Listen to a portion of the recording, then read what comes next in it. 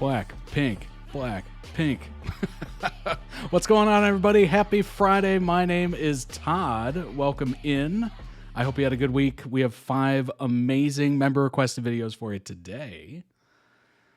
As I said, these are all member requested videos. If you would like to request your own and literally control the stream, you control it. It is in your hands. I give you the power.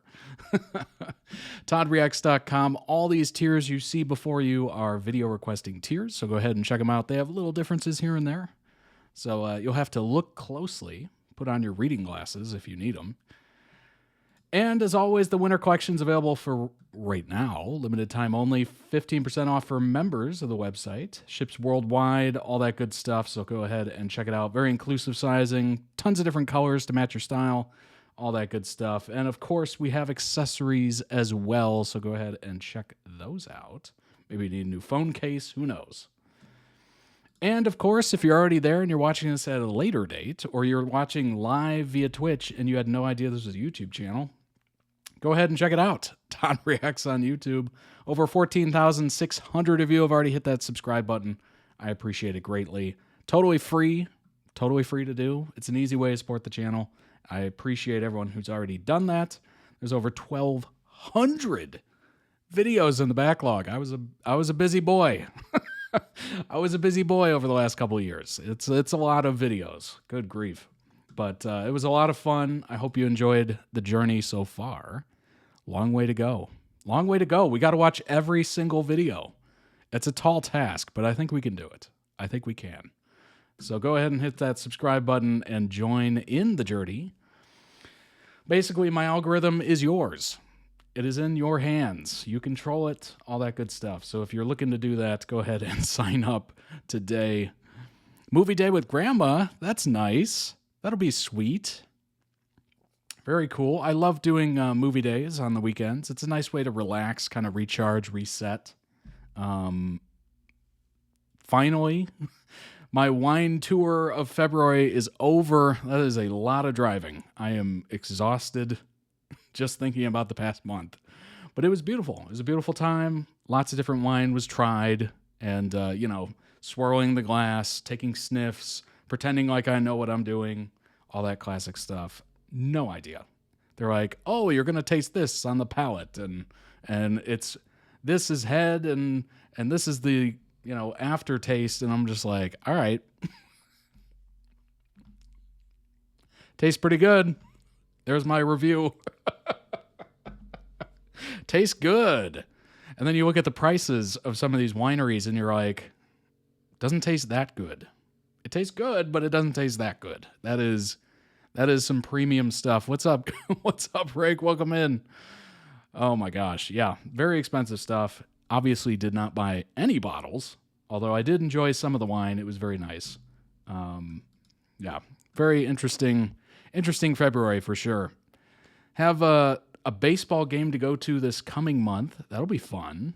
It's I don't know I think I talked about before, it's that banana ball baseball team or whatever. That should be a lot of fun. It's supposed to be like a revamped way of doing baseball, faster, more dancing and comedy, and it's just way more interactive and less just sitting there and burning in the sun. So that's good. You're probably still burning in the sun, but at least you're having fun. You're having a lot of fun. So looking forward to that. And I actually just signed up for this.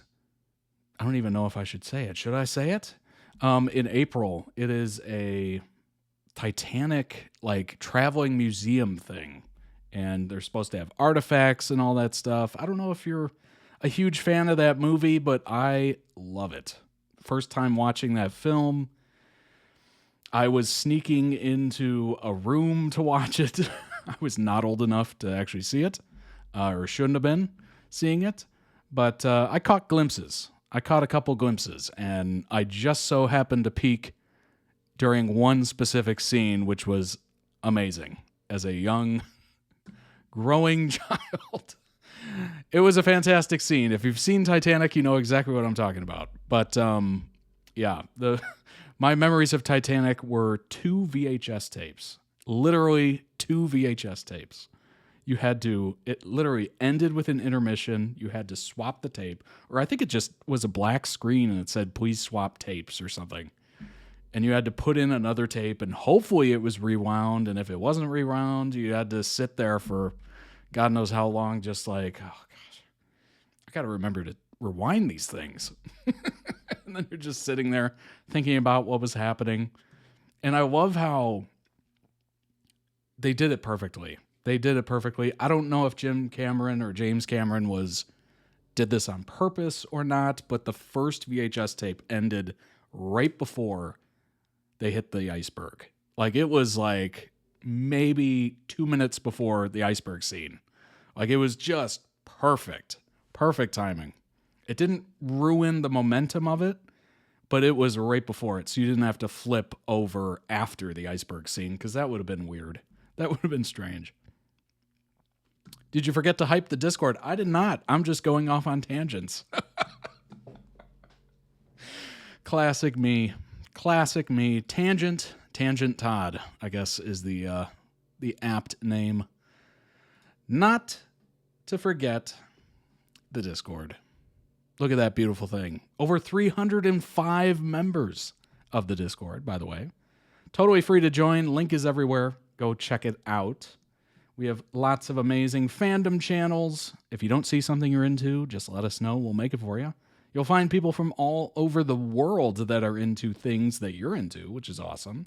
Friends have been made, all that good stuff. We have community posts and channels as well, so go ahead and check it out. I'm no stranger to a tangent, indeed. I heard of the Traveling Museum. It's supposedly pretty good. Nice. I hope. Those tickets were...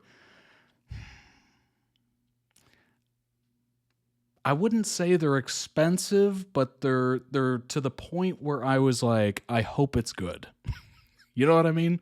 Like, it's not crazy expensive, but it's enough money where I'm like, I hope it's good. I hope it's good. I hope it's worth it. I hope I leave feeling fulfilled, you know? I leave feeling like I've seen the Titanic, minus the tragic ending, of course. Not to bring up a tragedy, but, you know. Oh, my gosh. Moving on. Moving on. Oh, I made myself laugh on that one. Didn't we go from discussing credit cards to how to get Thai BL sponsorship for you earlier? We did. We did indeed. The Discord is a very strange place, but you will love it. You are all welcome. We need your opinions on these. We were talking about credit cards and how, you know, some people can handle it, some people can't. And it's good to know if you can't. It is very good to know. ADHDer's delight, indeed. Totally true. All right. And last but certainly not least, I forgot to bring it up. Actually, I could just bring it up over here. There we go. The video queue. Oh my gosh, I have the Discord in the way. Well, that's how important the Discord is, okay? The Discord is available to join. Join us in there, all that good stuff. All right. The video queue, you can literally see, it's public. You can literally see all the videos that have been submitted and that we will eventually here react to live via Twitch, later via YouTube. So you can check that out. And if you don't see something that you want me to react to, scroll to the bottom of the page and you can sign up that easy. And you can go, you know what? I'm not liking that list. I don't like it. I don't see what I want to see on there. And then you can sign up and immediately add it. And you can be like, you know what? That's a good looking list. That's a real good looking list now. All right. Let's go ahead and jump in, shall we? I hope you had a good week, whether you're in school, whether you're working, all that stuff. I hope you survived. Maybe a few scratches, maybe a few bruises, but you made it. It is the weekend.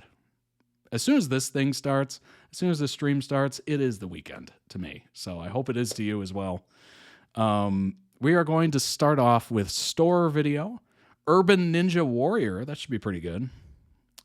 I've definitely enjoyed these parkour videos. I never thought in a million years that I would enjoy these parkour videos, but I have been loving it. So I hope you are as well. It is terrifying.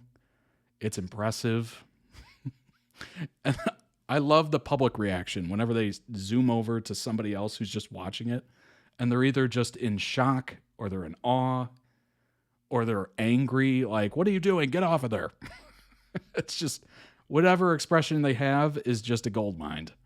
After that, we have a General Hospital Carly playlist. It has about 6 videos. They're very short, but it should give us a nice kind of round interpretation of that character, hopefully. I haven't seen it, obviously, but I'm hoping it's a little bit more context as to that character, and then we have some information, obviously, afterwards. And then we have another parkour STORROR video that should be very interesting as well. Hopefully nobody falls. You know, that's the greatest terror of watching these, of course. And then after that, we have All American. It is a TV show that was out recently, I think, right? It is an edit compilation. Should be pretty good. I've reacted to it before. And then we're going to end stream and kick off your weekend. Hopefully it's a good one. With a Doctor Who video. So it should be very, very good. It's an amazing lineup. Death-defying, shall we say. That's the headline right there. Death-defying. Absolutely. There's limited store info. If fans want to share more information on the Discord, certainly join us in there. Appreciate it. Shout out to the mods, Jace, Rocco, Kitty, and Luke for pulling all these links that you're going to see together. I appreciate it greatly. And I know I speak for all of you when I say appreciate it, mods. Doctor Who is my request. Nice. All right. Well, let's jump into this first one. It is kind of a long one. It's 35 minutes long, but it should be very entertaining. It is Urban Ninja Warrior. It looks like they're trying to get across a bridge in a very parkour unsafe fashion. Okay? Look at that. Luckily there's water, of course. They're not trying to seriously injure themselves. That would not be good. But let's jump into this and see how they do. I can tell you right now, I would fall immediately. We're now back in business. Now we can visit basically anywhere we want in the world again. Get back to making some crazy videos and some crazy locations. So thank you. Oh, this must have been right after the pandemic. Big up the STORROR Army. Big up. The travel content is coming back, STORROR Army. Thank you to all the joiners as well that have kept us going through this time as well. That's been a massive help. We're still keeping up the join episodes, so if you want to kick that join, you can get a video every Friday as well as Monday. Do it! We're here today for Urban Ninja Warrior. Bam! We found some challenges in this urban environment that kind of replicate the challenges that we've seen on Ninja Warrior. And it's a competition between the boys. Who wins? The competitors are Bench K, Max K, Sasha Powell, and Bruce Taylor, and real Ninja Warrior. Did he win it? Yeah, he's almost won it 3 or 4 times. He's won it 3 times. So it's going to be a simple format, a Dang. tick or a cross. Okay. Whoever has the most Toby's ticks got goes to the final. he's got the lead, And also, we're gonna early have an lead. elimination round in there as well. So we got 5 really hard challenges. Most of us are not going to complete all of them. There's going to be a lot of fails. A lot of ticks, a lot of crosses. Maybe some splashes. We know you love the splashes. He's in! We should call the final Mount Meatball Marinara. There we go. Okay, whatever. Why not? Stick around for that one because it's worth it. Right, we're going to get warmed up. We'll pass you on to the presenters. Injury squad over here. Welcome to STORROR Urban Ninja Warrior. The first challenge is the Triangles of Doom. The first challenge is the Triangles of Doom, okay? What is that behind them? Is that Thunderdome? Is that the Thunderdome? What is that? The Triangles of Doom. That's where the Mad The first Max challenge is the Triangles of Doom, okay? death matches happen. It's very slippery, bit of elevation, weird angles, quite thin. It's an angular nightmare. He didn't win, but he got to the finals. Really? That's impressive, At the start, honestly. Most people, it looks Starts like they here, just moving fail from the instantly, first which platform. Try and I would get to relate this to. ledge I without would touching the relate to ground. that. Relatively Gas chilled one works? to start Oh, off with okay. compared to some of the stuff that we want to do Which later is on. equally as Fairly dangerous. straightforward, but so slippery. Generally, at the beginning of a Ninja Warrior normal competition, there's like a little stride challenge that you normally do to get into it. The 5-step for anyone that does parkour in the actual show. Anyone that does parkour pisses all over it. He loves a flip as our chase. I just wish there Nothing like the 5 steps on Ninja Warrior. Easier or harder? Way harder. It's slippery, it's angular, it's not linear, it's a bit of a mess. So the competitors are getting warmed up, getting their head in the game. Can you feel the heat? The atmosphere in the Skenfirth arena right now is electric. At least 4 or 5 people looking out the window, but yeah. That would be cool. We have our very Get a own front row Ninja seat. Warrior in our team. I'm not your team, mate. I'm not your teammate anymore. Honestly, I haven't been in the show, but I think I'm the real Ninja Warrior, bro. You don't even want to come near me, bro. Getting warmed up. So at the moment, we've got Drew Taylor coming up, showing his stuff. Woo! Okay, he's going. All right, what does this look like? Oh, nice good jump into it there. That is a far jump to start with. Gas tower? Nice. Appreciate the context. Success. I'm happy that bit slow at the start, but you know, what can you do, eh? What can you do? First jump was a bit shocking because of the slip. I was like, ooh, yeah, sick, nice and easy, tick in the bag. Let's go. Let's go. Can I get a quick interview for you, please? Yeah, How's it going? How's it going here? Oh, I'm absolutely ecstatic with my performance today. I've put so much work into to be able to be here. Even just, you know, the qualification process was amazing. Oh, okay. And yeah, I'm just pleased to be here, really. Friendship fist bump. Thank you. Nice, Thank you. nice. On m'a payé pour ça. Fan favourite, this one. He's got the gusto. He's got, there he is. Don't slip. Don't fucking slip, mate.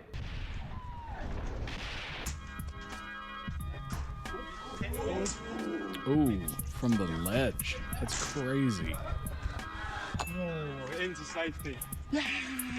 Come on! The final. Took it in its stride. There's a little bit of a What's stumble amazing there, is they but he make brought it this look back. so He's done this easy, before. but I know I would bite it immediately. Pal. He's not shy of adversity. Another crowd favourite, just like everyone else, I suppose. Yep. I'm gonna have to fucking hoon it. Let's go.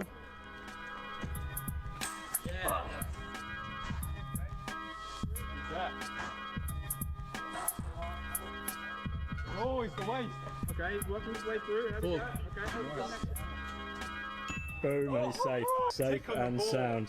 That was messy. Slow and steady, but he's still got the tick. He's got the tick, and that's all that matters. I'm just getting back into training, and it's hard when I'm doing challenges that I haven't set myself.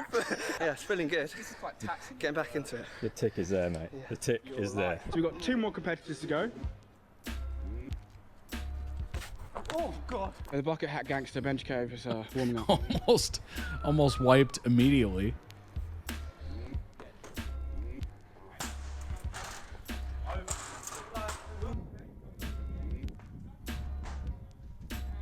I mean,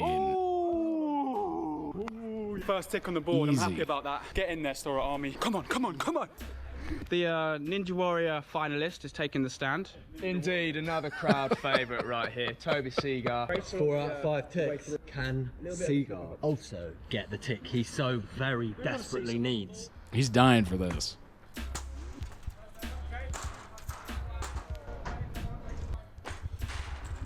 I mean, what? That was so quick. And we're in. Happy with the tick. That was a fast tick, that was. Oh, that's what we expect from the likes of Toby Seagar, to be honest. Pulled a couple of tricks there, didn't he? It's so annoying because you're just like, oh, this looks pretty easy. I could probably round, do the that. scores on the doors are ding, ding, ding, ding, ding. It's all a bloody round. So we have 5 ticks, first challenge completed. Everyone seems pretty strong. 5 completions, 5 successes, and 5 challenges remain, I think, including the final. Next to spot there. As soon as our cleaners are finished on the course, the contestants, who are also the cleaners, will be set to begin. Toby's got a sock on his hand. It's super dusty. I don't know if you can tell, but there's a trolley in here. Like, what's the story behind this trolley? We are here at the Urban Ribcage Shimmy. what? The contestants will be trying to navigate their way over the treacherous 60 teeth. And if not, they go. Look at how protected that bridge is. Is it to stop people from jumping in, or is it to stop vehicles? That is unbelievable. I've never seen anything like that. It's very They're going strange. in the drink. It's a big day and a defining moment for the athletes and the contestants. The I audience guess is both. going They wild. could literally very, do very both. strong atmosphere over here. Sorry, Dave. The audience have settled down, ready to view. Oh, we got the audience. What you got there then? Egg sambo? Enjoying the This is gonna sandwich. test us more than we think. Grip strength is definitely something that Creative we're not design. specialised in. Okay. The ribs I mean, it we're does look holding good. onto curve Kinda underneath and give you a hides nice the grip, fact but that as it's an you go ugly bridge. further and further, they get shorter and more vertical. Bridges The are ranges in typically kind of difficulty. ugly. Sasha Powell is But up functional. to the mic. That's you, mate. Sasha Powell is up to the No, I'm filming. I'm busy. Luckily, Sasha is up first, who loves this sort of thing and is. I got ducks in there. He's not filming, I'm filming him filming. For God's sake. How are you feeling? Don't ask that. You know, I'm going to fall in right there. How are you I've just feeling? gotta commit to Soon doing to be that. I'm not wet. even going to bother saying, like, you've got it, 'cause it's just bullshit. The ducks are going wild.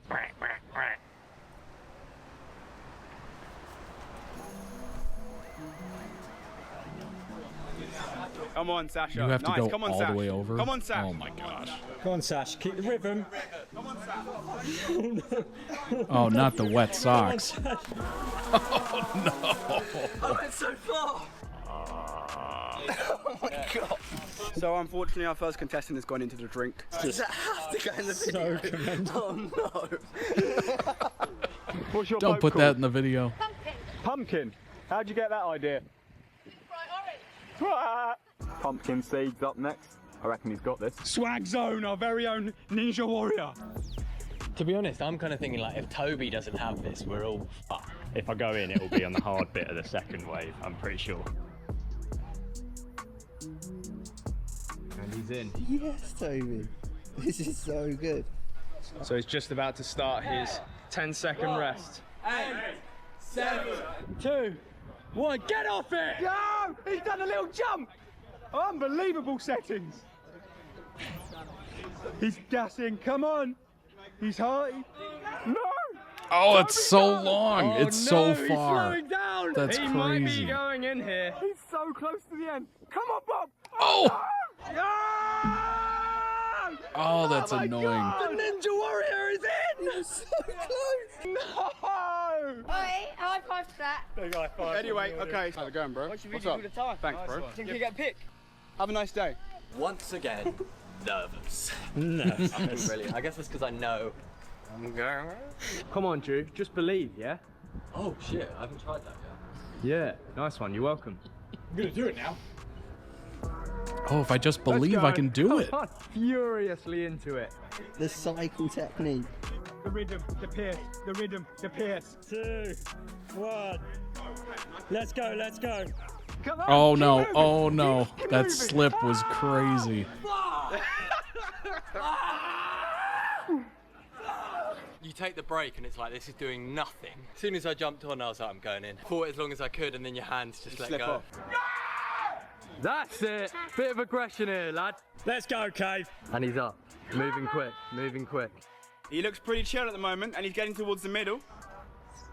10. Oh, okay. He's straight on, he hasn't taken the rest.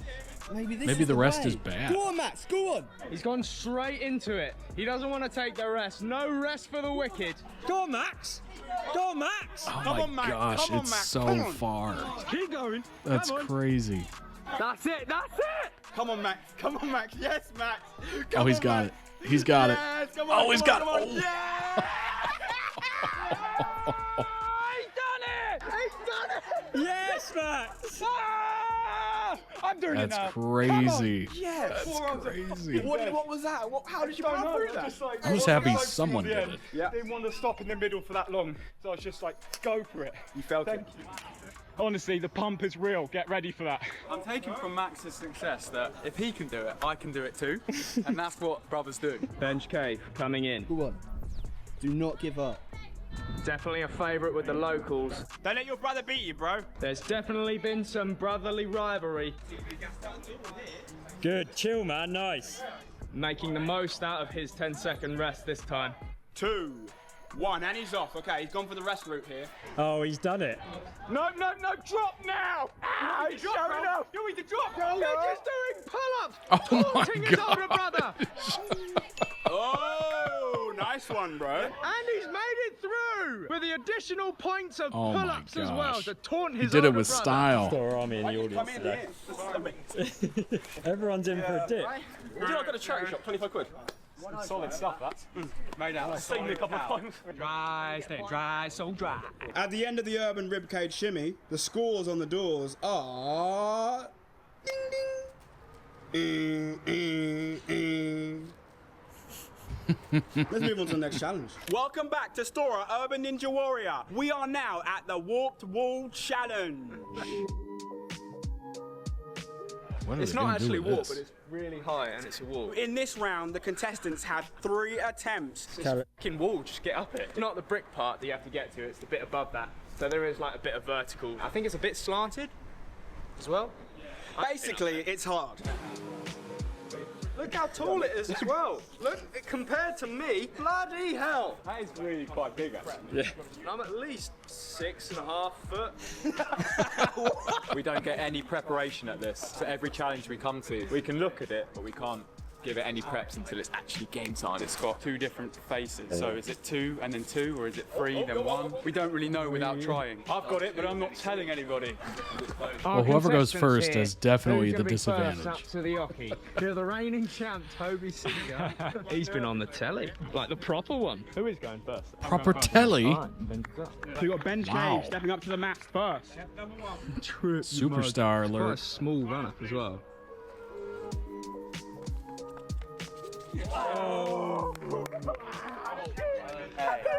Good attempt by Bench Cave there. Good attempt. Good attempt. First time we've seen the challenge, and that's tough. Jerry, you're gonna feel it. You can feel it. Do exactly the same again, mate. Yeah. Second that suits. It's kind of nice for the other guys as well. It's kind of chilly. They're sitting watching and gathering seeing some information breath. from the first lamb to the slaughter. Oh, the curve, is that allowed? We'll allow it. We'll allow it.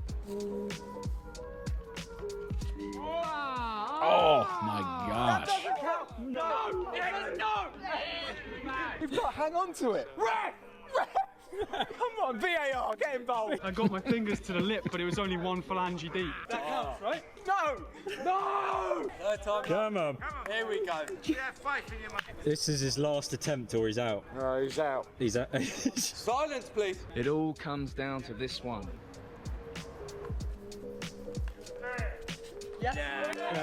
Nailed it. Yeah. Oh my god. On his 3rd attempt, he managed to pull through.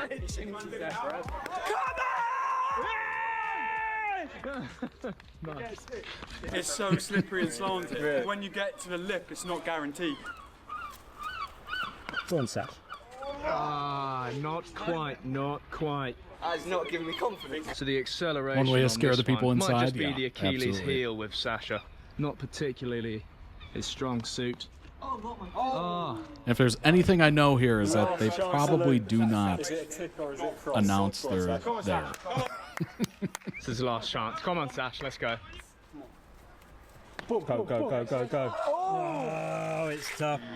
The acceleration was the clincher. No, that's a no. My acceleration is not made for this. Here we go. Hopefully we got 3 fails coming up. Is there prize money to this?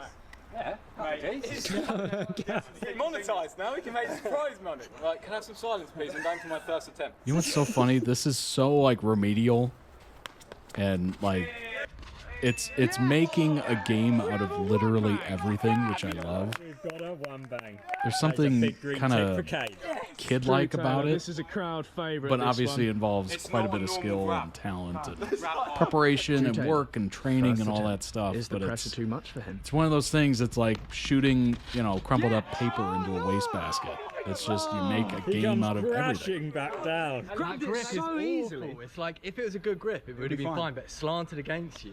Got the pow, That bad grip at the top definitely caught him off guard. Oh, we got a hurry as well. We got security coming, it looks like, over yonder.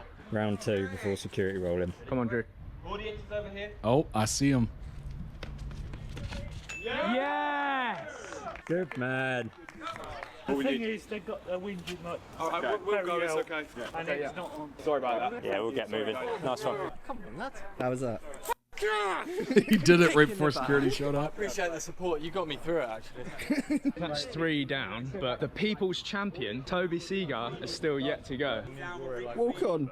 So we just look like we're packing up a bit. Maybe wait till they're around the corner first. Come on, James. Get up there. Attempt 1. Oh, fingertip! Oh my god! Oh, Yeah. Dang. Who saw that? He just pulled himself up. Fingertips, literally. Yes, Bob. He managed to just crimp it out. After the Urban Walk Wall Challenge, the scores on the doors are... Ding, ding, ding. Nice to meet you. Nigel, nice to meet you too. Have a good day. Yeah, and you. Imagine Whose just having a presenter voice is picnic and then better? all of a sudden they show up out of Seaside nowhere. Strides. Just start doing to that. the Seaside Strides. It's like, oh, cool. Got something to watch. We've got the horrible dark drink below us. A lot Oh of my uncertainty, a lot of consequence and danger. A perilous challenge indeed, viewers. You've got varied sizes, varied distances, a lot going on. You've got water in your eyes. If no one gets to the end, the furthest person wins a tip. Come on!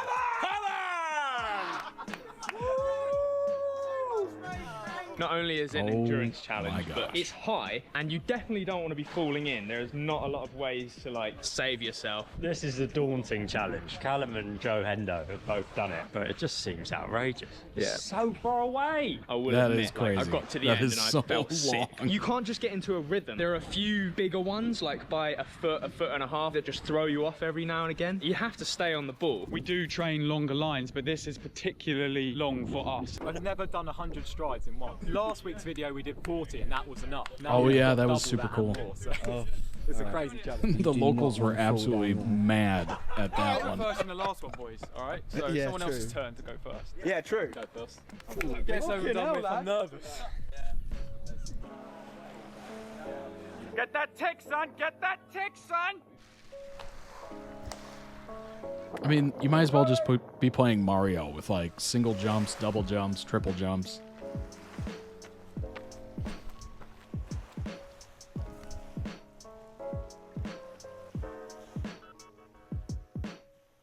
That is so crazy. What a visual. Come Oh on. my He's doing gosh. really well. These are the strides that look hard. That was a big one there. Keep up that pace, Max. Keep up the momentum. I didn't want to tell him he's only halfway because there's so much more to go. Oh my god, he's getting close. He's getting close. Right now your legs are just burning. Burning.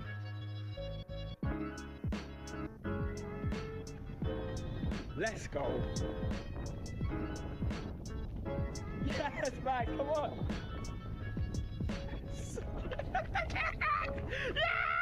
He did it. Oh my god. God, he's got himself a tick. Yes. Amazing. Max has done it. That was He so saw cool it to through. see. How do you feel after that? My legs start It's a getting beautiful wobbly. time of day too. in. When you get past these fishermen, you know it's coming towards the end. I'm so yes, mate, that looks fucking horrible. With like a recent injury as well, the joiners will know. Like, Yeah, have you seen the joint video? I've had a recent bail, been resting for a couple of days and it doesn't feel too bad now. That made it look so casual. It's getting the rhythm and the rhythm and the rhythm. That was amazing. I didn't expect that. Not gonna rhythm lie. and the rhythm and the rhythm. At all. Toward the end, I thought he was at the end, and then it just So kept many going. times. Yeah, that's what's so shocking. He's still moving away and doing jumps. That last half went on forever. Yeah. Still isn't at the end. Yeah. I'm literally speechless. I didn't think any of us were going to do that. I was- First person up. Breathing is key because when it comes towards the end, it's a different level. Yeah, luck, yeah. boys. Nicely done, mate. Well done, Max. Another tick on the board. Well done, Max. Absolute Dang. scenes in New Haven today. Drew Taylor is the next competitor. He's ready to go. Let's go, Drew. Again, it's like the anxiety of the challenge format, but now it's doubled up because it's actually really hard and quite high consequence if you fail. Yeah. Go! Let's get it. He's currently hyping himself up for this hype challenge. Really hope I do this. You get tangled with a fishing line. Yep.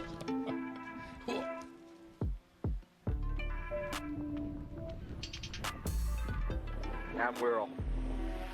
It's keeping the high arms. Whatever keeps your balance, I guess. That's it. That's it.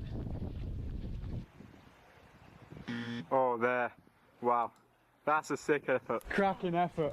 What was it? Annoying. Is the eyes tearing up? Oh yeah, man, it's such a thing. But it didn't fucking matter though, that's what's frustrating. The eyes were Oh, salt water and stuff. Okay, so there's eyes watering. Yeah, that's one of the factors that I mentioned before. The eyes could get kind of teary as you're moving. Personally, I'll say, that's it's a darn shame, but professionally, oh, no, not today. What can you do? What can you do, Josh, really? Sasha up next. I'm not going far. He really needs that tick to stay in the game.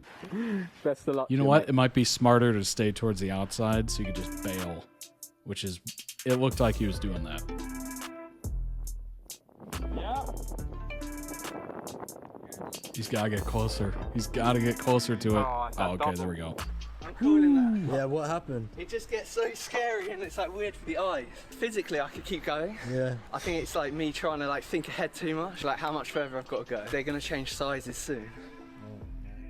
Sadly, that is another X for Sasha Powell. Toby Seeger to attempt the seaside strides. Has he got the control? Has he got the mental fortitude? Has he got what it takes? The longevity. For God's sake. Relax.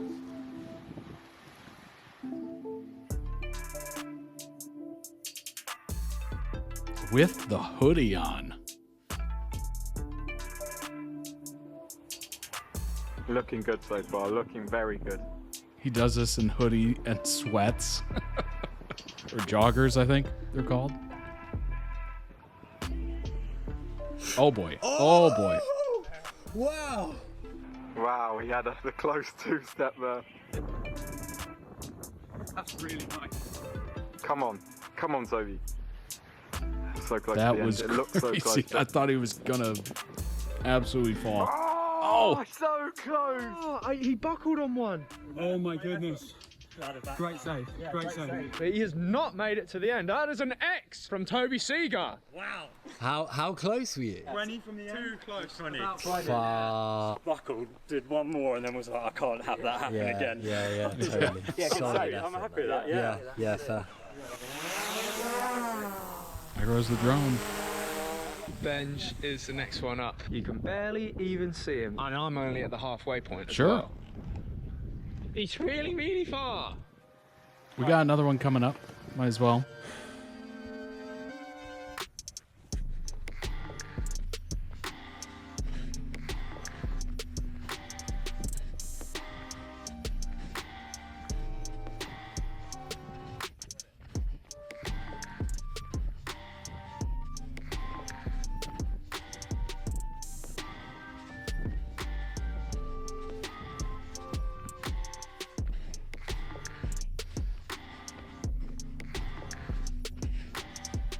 Boy, he's being brave. He's in the middle of this thing.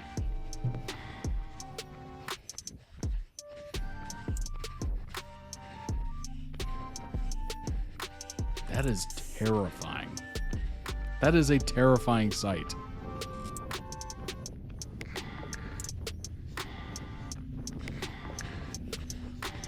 Wow. Oh, yeah. He has done it, ladies and gentlemen. Bang it out. Casual. Oh my gosh. That was not casual.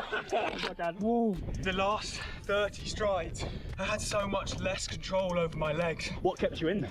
Knowing that Max did it in front of me. Wait, you still did it. There you go. Got Sick myself one, a bro. tick on the ball. Tick, Yes! tick, tick. That's two. That's two ticks. In the back of my mind, I was like, Max has done this. I'm doing it. I'm doing it. There's no way. Brotherhood rivalry. Since day one.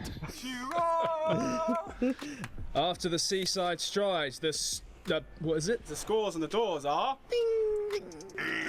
Money in the bank. Money in the bank. He's got that gold, bro. If you're part of the Ninja Warrior team and you're watching this, can we ever go on your course, please, and film a video? Yes. Yes. Copy the link at the top. Everyone just flood Ninja Warrior and we'll be on it. Even Total Wipeout. I'll have a go. True. Yeah, we wouldn't be faffing around with this urban nonsense if we could just have like... yeah, we would.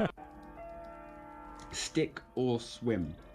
The elimination round puts the competitor's sticking ability to the test over water. And if Stick they're or in, swim. they're out. Okay.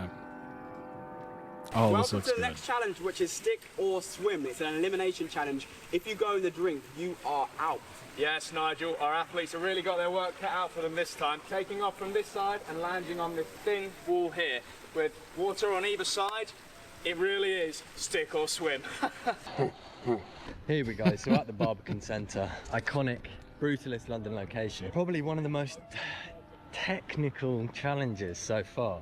This round is arguably the most important round in the whole thing. If you get wet here, it's game over. This is one as well where there is a chance of us getting kicked off. We really need to hurry this Yeah, up. that looks like a pretty nice place. I think he's going to go in for a They're rolling out here fire like technique. messing around. The tension in the arena. Seagull's got his game face on. Oh, he's safe. He is safe. Well played, very well played. Big green tick for me, thank you very much. Some big old fish. Sasha is next up to the plate. So Sasha's going for a much bigger run up. Maybe he's underestimating his power. Yeah, he's starting way back. Oh, Nice. and he's made it. Beautiful. Weird landing, but I've got it. I'm still dry. Happy with that. I honestly thought I was going in, but yeah, nice. Well done. Nicely done. Max Cave up next. And as he goes to his starting point, a silence takes over the arena. Go on, Matt. Part of it's that he went for a that's safe so technique, weird very is safe like, technique. how do you know how much Taking lead that up you side need? on stance as I he guess you can came only in, know as he that realised based he's on somewhat other overcooked jumps. it, but manages to save it. It's not very stylish, but I'm not Maybe wet, you so I'm eventually through. start to He's through to the next learn round, how that's much still you're a tick. capable That's of. all that counts, audience. And the hungry sharks still have no victim. But who will fall in? Could it be our next contestant, Drew Taylor, who's stepping up to the mark? That's it, I'm up. Looks like we had a couple of frames drop. Not too bad though. Probably Yeah, at the I just beginning. put a bit too much in, but I'm so happy to be fucking dry, and that's a tick. Benj is up next. Here we go, fifth and final competitor, Benj Cave, up to the stick. He must be feeling the pressure. No sight of security yet. Yeah? Let's get it. He's ready. Compose. GoPro in mouth.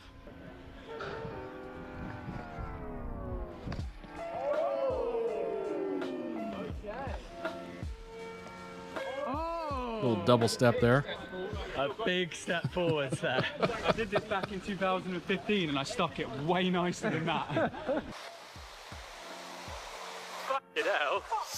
But yeah, happy to not be eliminated. So we have a 5-way clean sweep there. A full set of ticks there. That's all of us completed, and security are just coming over my shoulder now to kick us off. Oh, Perfect timing, look.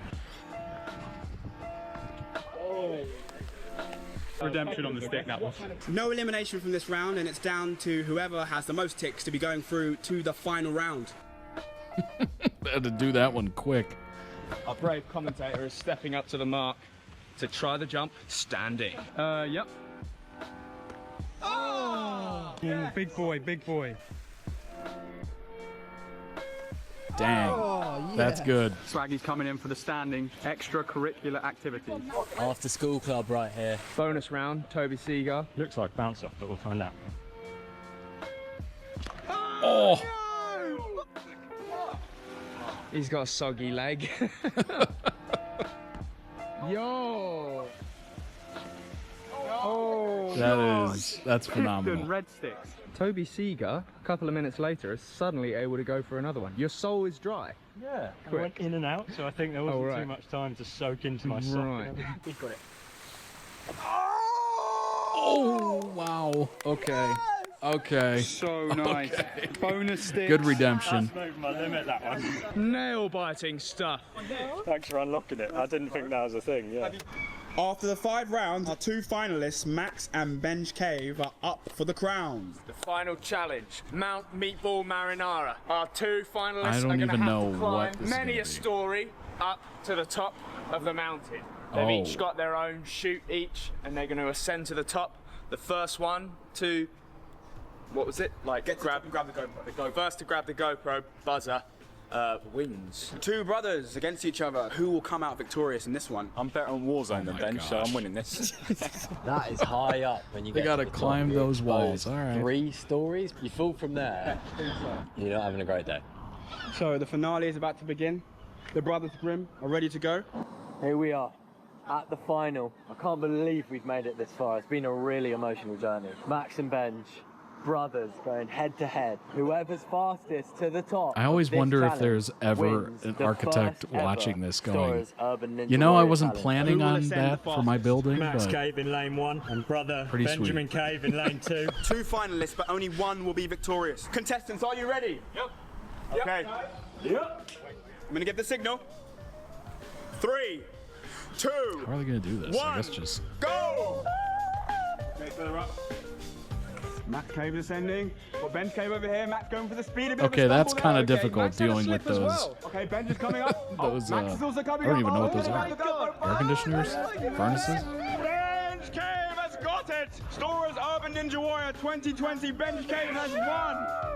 It was Benj by the skin of his teeth. Oh my God. Benj has come out victorious. Yes, Ben's just taken the victory. Atop Mount Meatball Marinara stands King Cave. The brothers' rivalry has come to an end and Ben's Cave has come out victorious. If you thought that was the That's right crazy. decision from the judges, leave us a comment. If you disagree, And he's done it. Well, there you have it, folks. Thanks for tuning in. There it is. Benj Cave, he's done it. Oh, it brings a tear to your eye, doesn't it, Nigel? We're unemployed now. What do we do next? And here he is.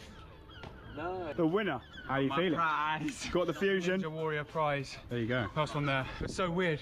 Climbing up is like coming over the edge. It's like, where's Max gonna be? You're gonna be there. And I just climb up and I see his hands just make it, and I was like, I'm a split second. There you go. Naturally, Yeah. just I was going well, then had a little slip midway that You're in head, yeah. threw the confidence off. Yeah. To be fair, like, I don't know, if it was anyone's game, I think Max just had a bit of a slip up there. Lady, Seen the you footage, just but- missed Yeah, all I of mean, they that. both fought It was hard. It's such a amazing. short Get off sprint. the It's always phone. going to be tight. You gotta But, watch wow, this footage. That was really tight. That was impressive, yeah. It was the slip that cost us. Yeah. Well, they both had a slip, but Max's was much It was that worse. crazy, He had it full yeah. on stop. That Tell was him it. to call That's all him it takes. back. Fine margins, people. People. So the winner of the Urban Ninja Warrior Challenge was Benj Cave. I'm a Ninja Warrior! This is potentially the Okay, I first see the of raptor. many STORROR I see the Urban Ninja Warrior personalized challenges. So raptor. if you want to That's see another legit. one, and if you found any locations that would work, leave us a comment, send us a message, whatever you want. And the real victory is we're monetized again. Monetized again. They lost it? We'll keep posting join videos. Big up the joins. Big up you lot. You kept us afloat during the dark days. Big up you guys. Thank you for all the people who have supported our clothing. Restock coming soon and some more juicy items for y'all. There's a new grey logo hoodie that will be in the store when this video's out. Check it out. Come on. Link in description. It's done. Oh, the Holy Trinity. Subscribe, join, and buy an item of clothing. They were demonetized for a while? Get on with it. What was it, like dangerous practices or something? Remonetisation. This year's STORROR Awards is going to be big. Yes. It's unfortunate. Stay tuned for the litty big STORROR Awards because they're going to be huge. And if you've got any sick clips, remember to hashtag STORROR Awards so we can see it. Big up, guys. Thank you. Thank you very much. See you next time. Oh man, that's so lame. I'm glad they got it back though. That's great. Link down below in the YouTube video description for the original video. Go throw it some much deserved love. So check out obviously the STORROR channel. Lots and lots of great videos there. We have another one coming up, so don't go anywhere if you're a fan of STORROR. Or if you just like enjoying the videos. I mean, it is something that frankly I hadn't really thought of much prior to being reacting to these. It's very interesting. It obviously takes a lot of skill. It obviously takes a lot of preparation, and you have to be quite naturally able to, and hopefully through some training, get kind of close to it. Be able to do some of these things. Obviously, being able to jump, testing how far you can jump, grip strength, upper body strength, being able to judge distances. Like that is, I would assume that's pretty hard, especially at height. So that's, again, another skill set that you have to learn, probably through failing low. You don't go to the top of a skyscraper and like, all right, I'm going to figure this out. I'm assuming what we usually see them do is test it out on the ground to see how far they can jump, if they can jump that far. that kind of stuff. So obviously there's quite a bit of preparation going on. I'm assuming behind the scenes that we just don't get witness to. Maybe it's behind the scenes footage that they capture and then they post to their website. So pretty amazing stuff. Unbelievable. Very fun. It's cool that you can come up with all these wonderful games and ideas just by going around a town and traveling and all that good stuff. Like, that's amazing. All right. Apparently Jace did find some more STORROR stuff. So we'll be going over that after the next video. This is just a review from Michael Bay's first documentary. Insists the real parkour is the friends made along the way. This was South by Southwest last year, which is a festival for music and film and television and all that stuff, tech as well. I looked into it once. The tickets are extremely expensive, like wildly expensive. We're talking thousands of US dollars just to be able to go. So it's one of those things where, you know, not quite sure I'd ever venture in. Maybe if I'm ever invited, potentially, but never by myself. Michael Bay has benefited from a vibe shift among cinephiles in recent years, going from punchline status. We Are STORROR review. I Michael mean, Bay's first documentary, foray into nonfiction, is a portrait of 7 daredevils technically, who aren't ready to yeah. grow up despite grudgingly acknowledged as a distinct auteur. These days, you're more likely to see someone with a letterboxed link in their bio telling you that Ambulance is an underrated work of camp than making snide comments about Bay's love of explosions. If you're looking to distill Bay's work down to That one is so distinct true. theme, you could do a lot worse than the idea that the things we enjoy as children shouldn't have to lose their value as we enter adulthood. From spaceships and military jets to literal Hasbro products, Bay has always come across as a little boy who grew up and got to spend his life playing with his favorite toys on a massive scale. He has always defended the fact that he makes the kind of unapologetic escapism that would have delighted him in middle school and seems admirably content to have a blast making movies without concern for what film snobs might think. In that light, it makes perfect sense that Bay's first foray into documentary filmmaking is We Are STORROR, a portrait of the world's most famous parkour team who fear that aging bodies and YouTube demonetization might someday force them to get real jobs.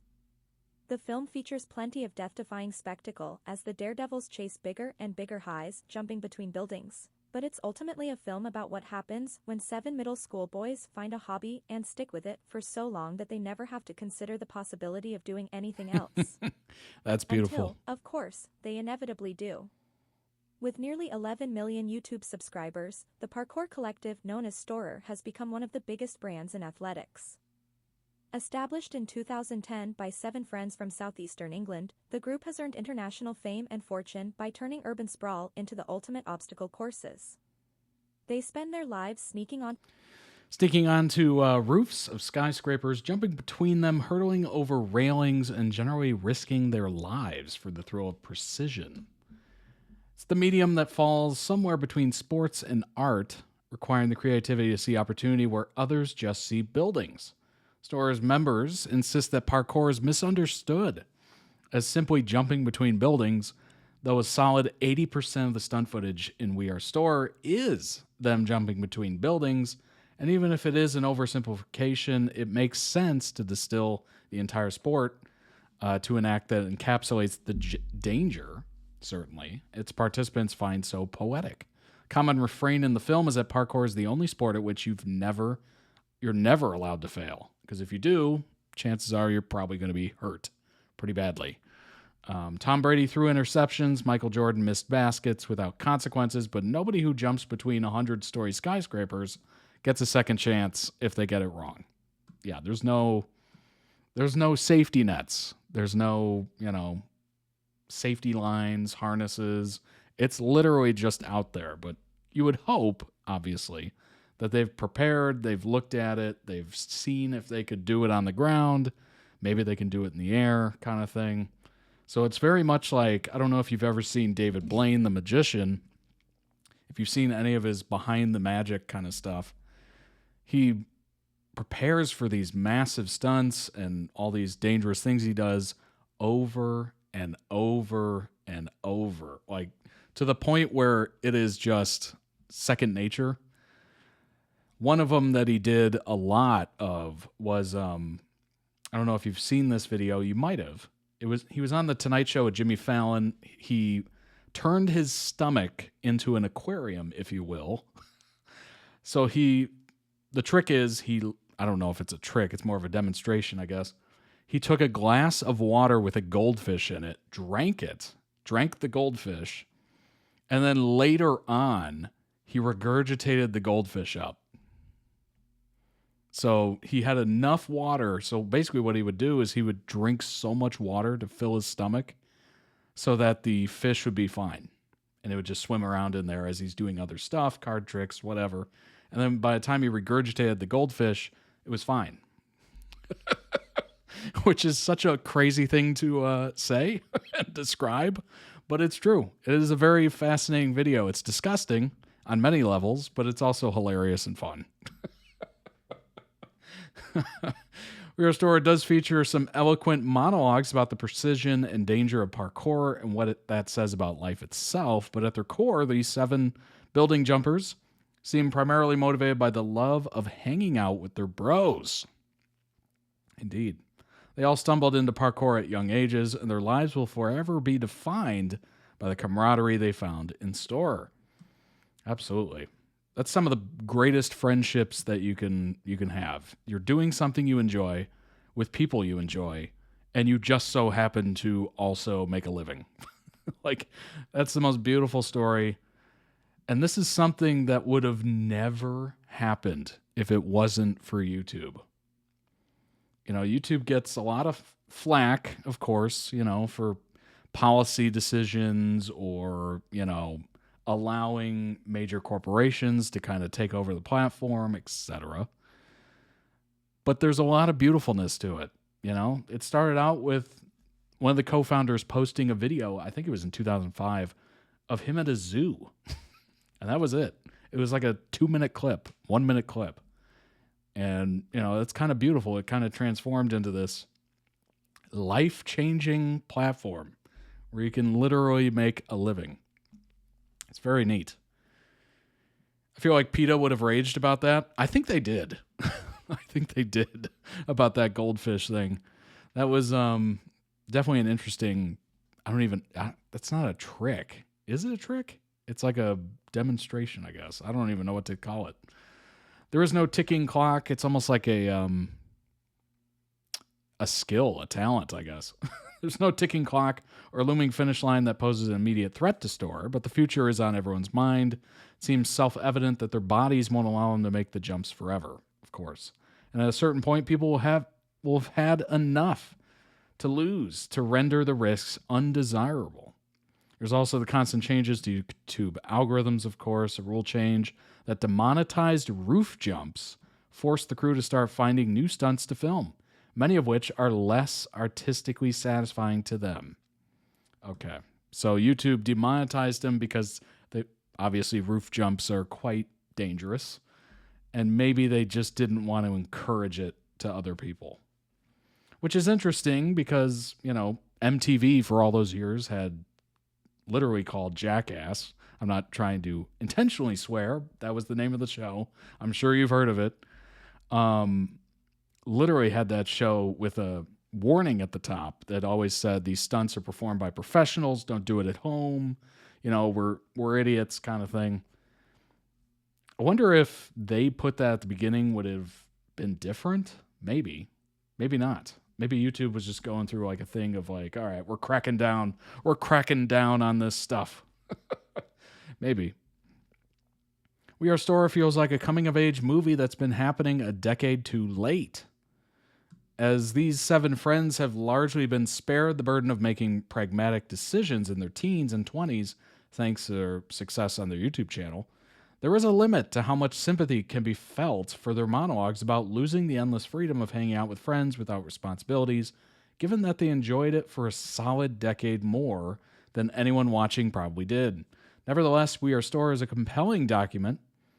I'm assuming they meant documentary. of a friendship that has shaped 7 lives for the better and left them in the enviable position of being able to honestly say their deepest desire is for everything to remain the same. Father Time's undefeated, though, but sometimes the best way to momentarily freeze his effects is to spend a second leaping between 2 skyscrapers. And they gave it an overall of a B. Pretty good. Pretty good. I mean, yeah, eventually, though, they'll obviously not be able to do this. Or maybe it becomes less desirable risking your life trying to do this stuff. And obviously, they'll scale back, I'm assuming, over the years. And they've got new faces every once in a while, so that'll help keep it alive. But originally, you know, the original folks, Benji and whatnot, will probably kind of phase out, age out. But, you know, it happens. It certainly happens. It happens to literally every athlete forever. They have had Viva La Bam, the spinoff. Oh, yeah, that's right. My mom hated that I watched those shows. Did she specifically hate when Bam would beat up on his parents? Oh, my gosh. Yeah, those shows were wild. Wild. The amount of times I've seen Bam beat up on a shirtless Phil, his father, countless times. Countless times. And the sound of his fists smashing into Phil's like back and shoulders and whatnot, just, I can still hear it. I can still hear it. Maybe do more production roles, let the young ones risk themselves. Yeah, absolutely. They'll fade into the background, probably be like the hosts of the videos and whatnot. But yeah, hopefully we get a few more years out of them, you know. But let's go ahead and jump into the next. Now I'm just thinking of Bam Margera beating on Phil. Oh my gosh, with his purple Lambo. Let's move on to General Hospital. This is Carly's playlist. We got 6 videos here. Very short each, so it'll be kind of a quick transition from scene to scene to scene. So go ahead and put your attention spans on. Haven't thought about Bam for years. I thought about him recently when when that new Jackass film. I'm trying not to say it, but I can't not say it. It's the name of it. And I'm not saying Jack Butt. That's crazy. Their new film, and he wasn't in it, and there was all this drama about, you know, between Bam and the rest of the guys and maybe Johnny, and it was kind of ugly, but apparently they're making a new one, and Bam will be a part of it. Apparently they've made up, and it's going to be the last one, maybe. They say it's the last one. Is it the last one? They said the last one was the last one. So maybe, you know, they made up a little bit. Bam's doing well. And hopefully he's part of it. I don't think he's going to be doing any stunts in this one. I think he's going to be more, what I've heard, is he's going to be more kind of just there, you know, hanging out. So we'll see. All right, let's jump into the next one. It is General Hospital Carly playlist. Here we go. All right, we're starting off with In My Daughter's Eyes. This is Carly and Joss. In my daughter's eyes. Obviously, the video quality here is going to be limited for some of these because it is quite old, some of these scenes. I am a hero. I am strong and wise. Boy, soap operas, soap dramas really love the close-up, don't they? But the truth is plain to see. She was sent to rescue me. I see who I want to be in my daughter's eyes. If you are not good at expressing emotion with your face, you are going to struggle. In my daughter's eyes, everyone is equal. Darkness turns to light, and the world is at peace. This miracle God gave to me. I think that's what's really fascinating. And I don't know if I've thought about this before, but this angle that you're seeing right now is like always in these. It's over the shoulder, so you get to see more of the other person's face.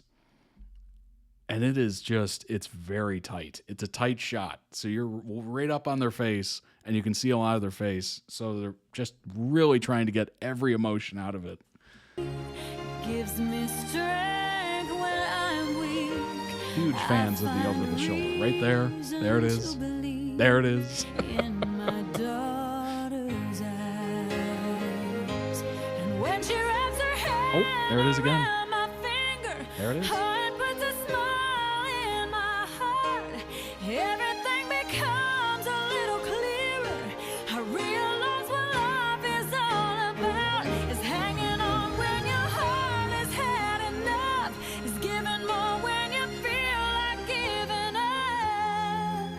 I've seen the light. It's in my daughter's eyes. Cry acting, yeah. Only because I learned it from you. Got to be able to cry. On the spot.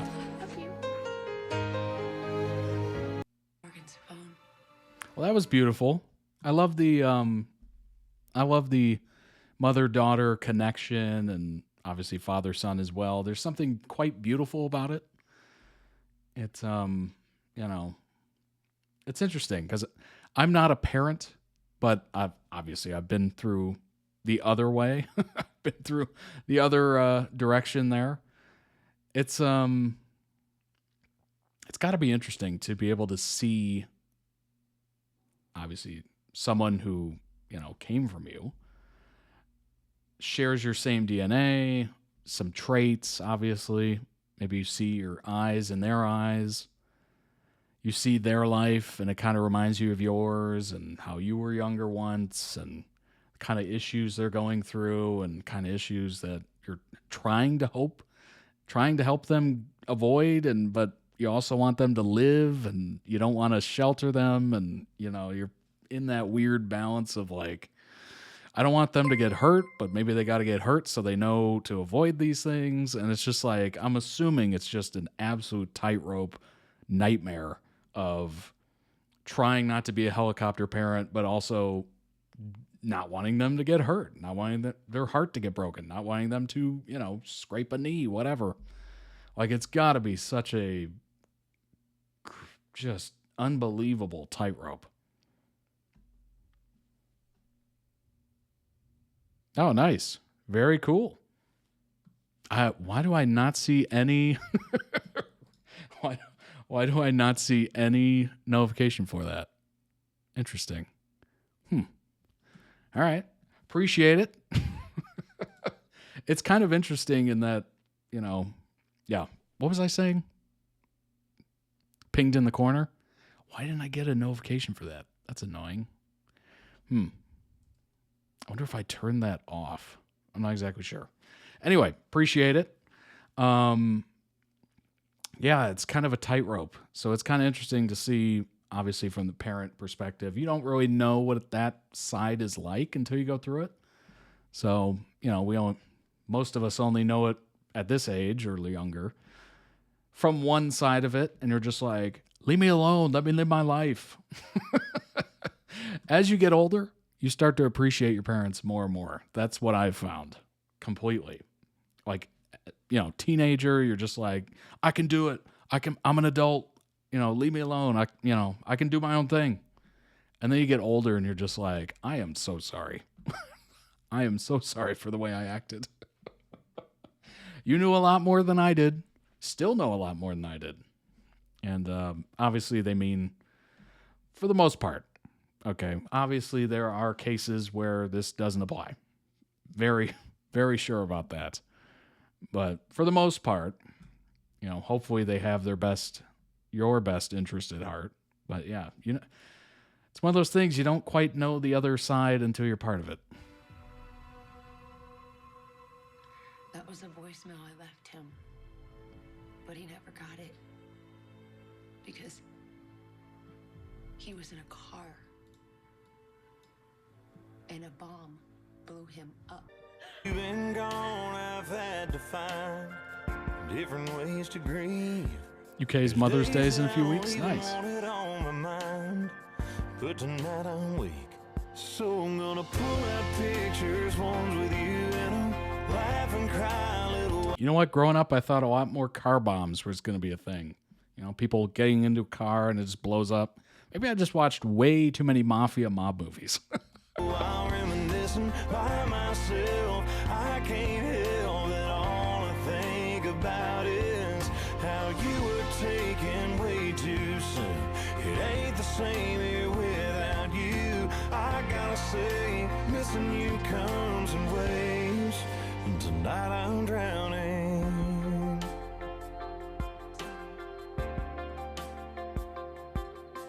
Yeah, I know you're in a better place, and one day I'll see you again. But it's killing me, we can't be face to face. I always thought quicksand was going to be a bigger problem. Yeah, 100%.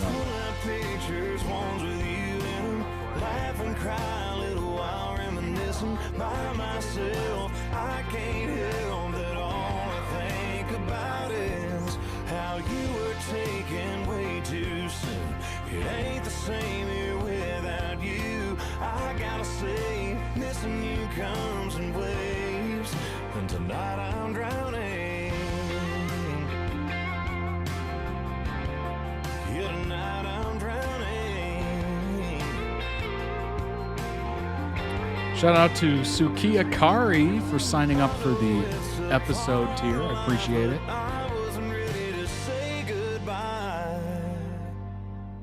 So tonight I'm gonna pull out pictures, ones with you in them, laugh and cry a little while reminiscing by myself. I can't help that all I think about is how you were taken way too soon. It ain't the same here without you. I gotta say, missing you comes in waves. Boy, one thing you don't know until you know, those headstones, those big headstones right there, those cost a fortune. Fortune. It is unbelievably expensive. Who knew dying was such a good business? It's crazy. And tonight I'm drowning. Yeah, tonight I'm drowning.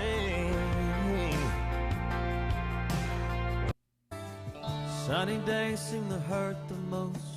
Kenny Chesney. Wear the pain like a heavy every second coat. of every day. I feel you everywhere I go. I see your smile, I see your face. I hear you laughing in the rain. Morgan's dead. I still can't believe you're gone. He wasn't coming back. It ain't fair you died too young, like a story that hadn't just begun. But death tore the pages all away. God knows how I miss you. All the hell that I've been through, just knowing no one could take your place. Sometimes I wonder who you'd be today.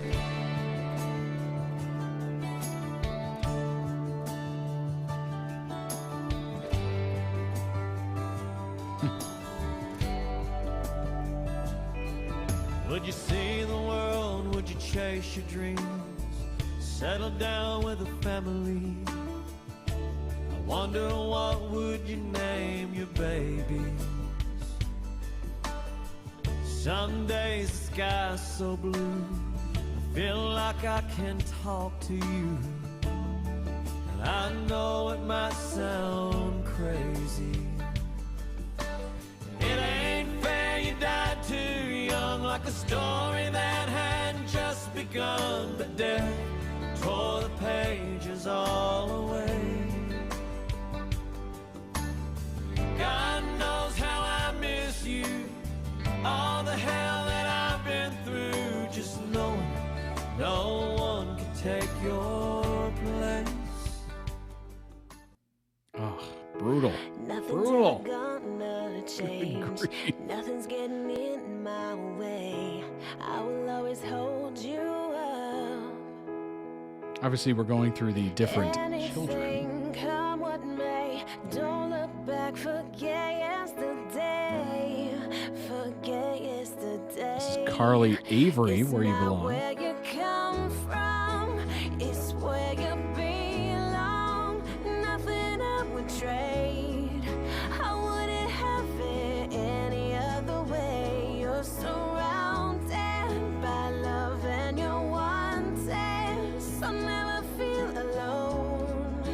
You are home with me, right where you belong.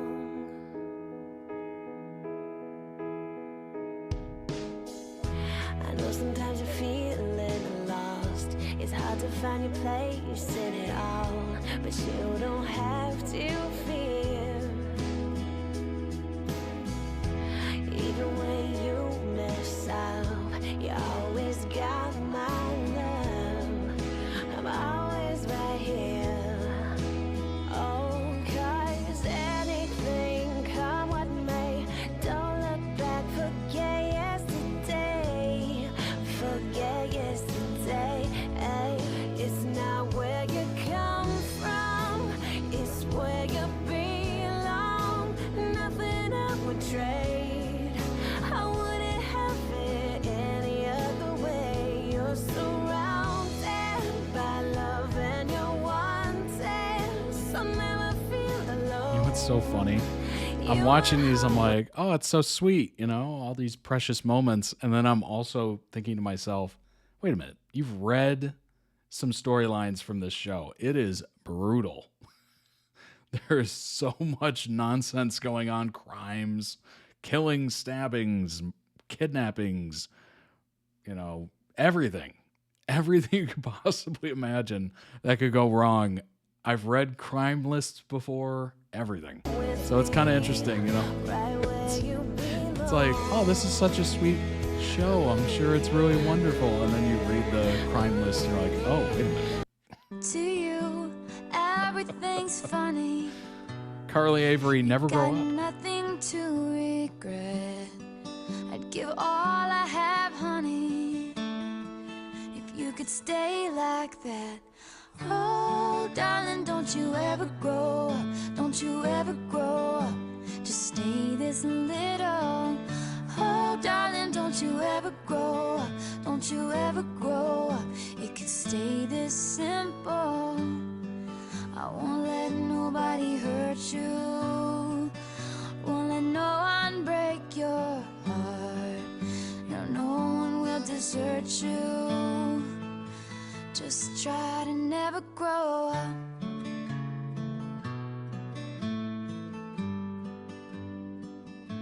And never grow up.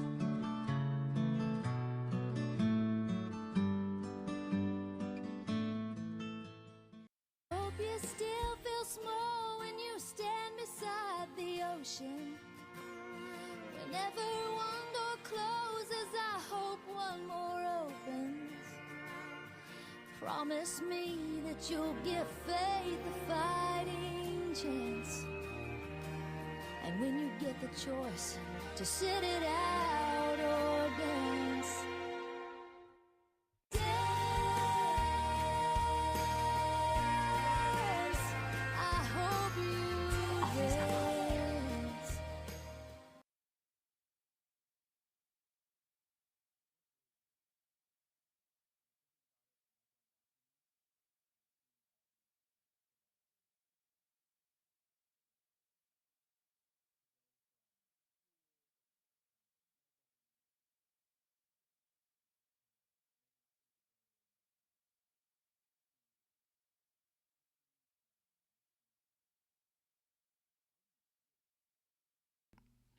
Appreciate it. I didn't realize I had muted myself. I was just sitting here and thinking, it's got to be so strange to be a kid actor. You're just going through life. Maybe you're in school, something like that, kind of a nobody. And then all of a sudden you're on national TV and you're dealing with that, and kids are coming up to you like, oh my gosh, oh my gosh. You're a star. You're a star. How does that not go to your head? How do you not become like a demon? like a demon egotistical, nightmare. You got to have either really amazing parents or really good people around you, friends, whatever. Like, it would be very difficult because all of a sudden you are launched above where you were. Like, socially, reputation, whatever. Like, it is extremely, like, life-changing, life-altering, I would assume, of going from just a kid, just one of the kids, one of the kids, to that's the kid. Oh, that's the kid that's on that show, or that's the kid that's, I'm assuming there's a lot of homeschooling because it would be a nightmare to be in public school while being famous, quote unquote. But yeah, it would be extremely hard to find kids around you that could be your friend without using you. And how would you ever be able to trust anyone? Like, I'm going through this as I'm watching this, and I'm seeing all these kid actors, and I'm just like, that's got to be really difficult because those are formative years. You're trying to build your personality. You're trying to build potentially lifelong friendships, that kind of stuff. Like, it's a lot. It's a lot just for normal kids to kind of go through that. So it's very interesting to kind of think about. LA schools are over it, apparently. Yeah, I would assume so, I suppose. You're just kind of used to seeing people like that and, kids going into that kind of thing. Who knows? Link down below in the YouTube video description for the playlist of different videos. You can go check those out. Let's bring up some information on Carly Spencer and, of course, Jocelyn, Avery, Morgan, the children. Christopher in 911, his parents were like, if any of the kids change for the worse, this stops. One of his sisters was in Marvel movie Eternals. Dang. Who does that family know? 911, the other kids in Eternals, like, dang. That's impressive. That is impressive. Any of the kids change for the worse, it's over. Yeah, that's tricky. That is so tricky because you don't want to, especially if they're being successful and casted and whatnot, especially in a Marvel's movie or whatever. You don't want to stunt their career, but it's also really difficult because you don't want to obviously raise a monster, egotistical monster. So you're kind of stuck there and you're just, I don't know. I guess you got to have really tough conversations with the kid or something. I'm not exactly sure how I would handle that. That's kind of a minefield thinking about it. Because you don't want to ruin the kid's potential to be in movies or TV shows in the future and swear off contacts or networking or stuff like that. Because that seems like that world is very much into who do you know, what do you know, who are you related to, that kind of thing. So it would be very interesting to kind of pick the mind of people going through that, whether it's the parents or the kid actor. She was the character who couldn't age and was alongside Salma Hayek and Angelina Jolie. That'd be wild. Oh my gosh. Can you imagine? I can't even imagine. Just going through school and all of a sudden you're in a Marvel movie. How you would... I would assume you'd have to put your kid into some private actors school or something where everybody is just used to that. Because there is just no way that public school would be cool with that. The kids around you, etc. No way. I know that, LA schools might be pretty used to it, but I don't believe it. I don't believe it. I refuse. Carly is a fictional character of the ABC daytime soap opera General Hospital, daughter of the late attorney John Durant and the late nurse Bobby Spencer via One Night Stand.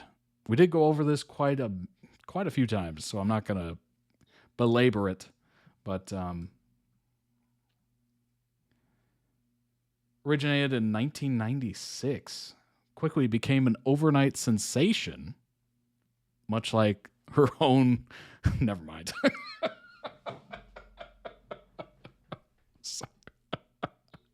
Wow. That joke was just wow. Okay. It wrote itself. I had to. It wrote itself. Overnight sensation. I'm dead. That was perfect. Brown decided to stay with the series for a month. My contract expired today, but I'll stay with the show 4 more weeks to wrap it all up for them. I'm not leaving because of money issues or contract issues. I'm leaving because my heart is telling me I'm done. Interesting. So how long was she there? She was there from 96 to 2001. And she said, I'm out of here. Departed the series in 2001. Returned to portray Carly alongside Wright and Braun on April 2014. A cameo appearance on the 51st anniversary. Okay. Interesting.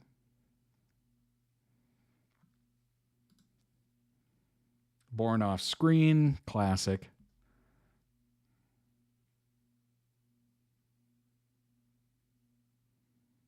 Teenager, Carly formed a close friendship with Charlotte Carly Roberts, but was devastated when Charlotte's adoptive father, Dan, manipulated her into sleeping with him, prompting Charlotte's mother to divorce him immediately, as one would.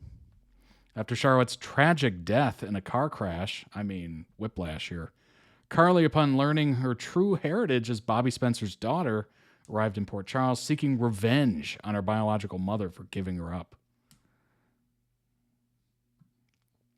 Boy, just in those couple sentences, it gives you a little taste.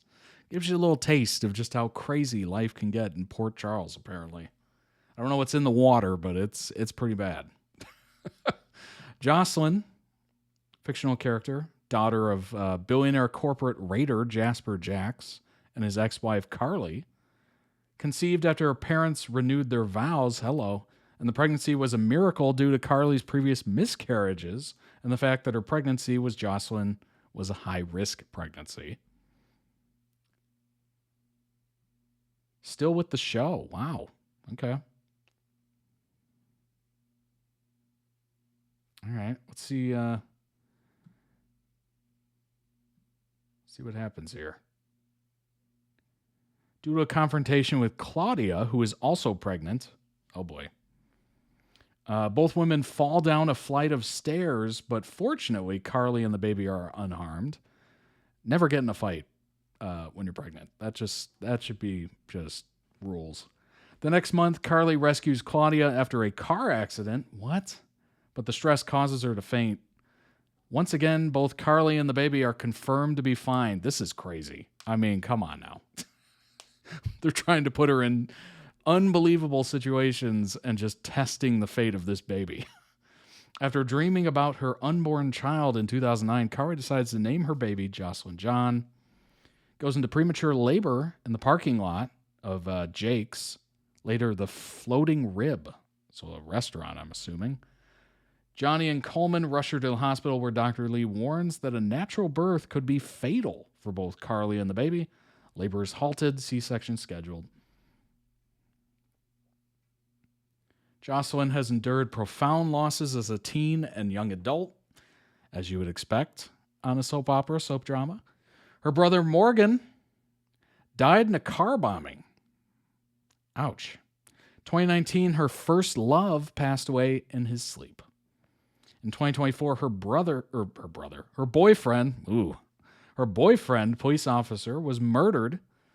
Tragedy prompted Jocelyn's recruitment into the World Security Bureau. Determined to seek justice, investigated the death independently, ultimately killing the guy who murdered her boyfriend in self-defense upon discovering his guilt. Self-defense? Really? I'd have to see it. I'd have to see it. You're investigating this person and you somehow, maybe when confronted, they kind of lost it, but it seems like you were kind of putting yourself in that situation. Very interesting. Brennan supported her investigation and covered up the incident, offering her a new beginning and purpose. Okay. harbors deep resentment towards mob boss Sonny, her former stepfather, whom she once affectionately called Uncle Sonny, raised in his household during her mother Carly's 4 marriages to him. 4 marriages to him. 4. Her feelings turned bitter after Sonny's infidelity led to their divorce. They reached a truce in 2024, maintaining civility in the wakes of 2 different deaths. There's a lot of deaths. Avery, another child of Carly, I think, daughter of mob boss Sonny and mobster turned gallery owner Ava. Apparently not. Okay. Interesting. Ava discovered her pregnancy off screen. Oh, gotcha. DNA test later confirmed Sonny was the father. She slept with both Morgan and Sonny on the same day. Busy day. Busy day. Clear the schedule. She's booked. Despite Morgan urging Ava to terminate her pregnancy upon learning about the baby, Ava refused. During a challenging pregnancy marked by missed medical appointments, persistent stress, severe Braxton Hicks contractions. During the pregnancy with Avery, Sabrina, believing the Jerome mob boss caused the loss of her own child, sought revenge by giving Ava misoprostol? Wait. Misoprostol? Instead of, oh my, Nefid. I'm done. I'm done with these medical terms. I can't do it.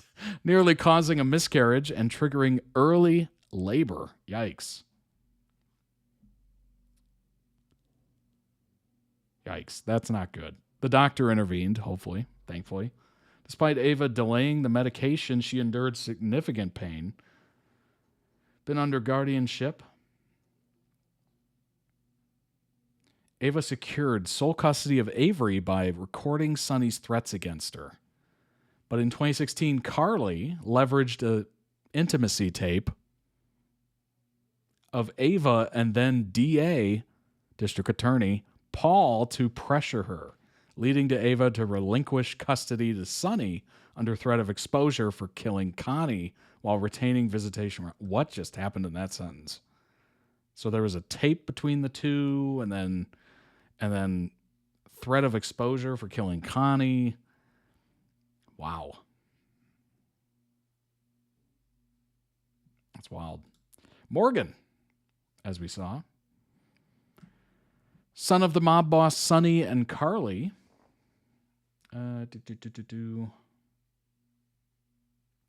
was killed in the car bombing. So this is the guy who was killed. As Brian Craig, the actor, decided to leave the show, but he has stated that he would love to come back. 2018, he returned as Morgan for a guest appearance, as he appeared in a dream. Later returned as Morgan in 2024 for 1 episode. So he's been making a few comebacks here.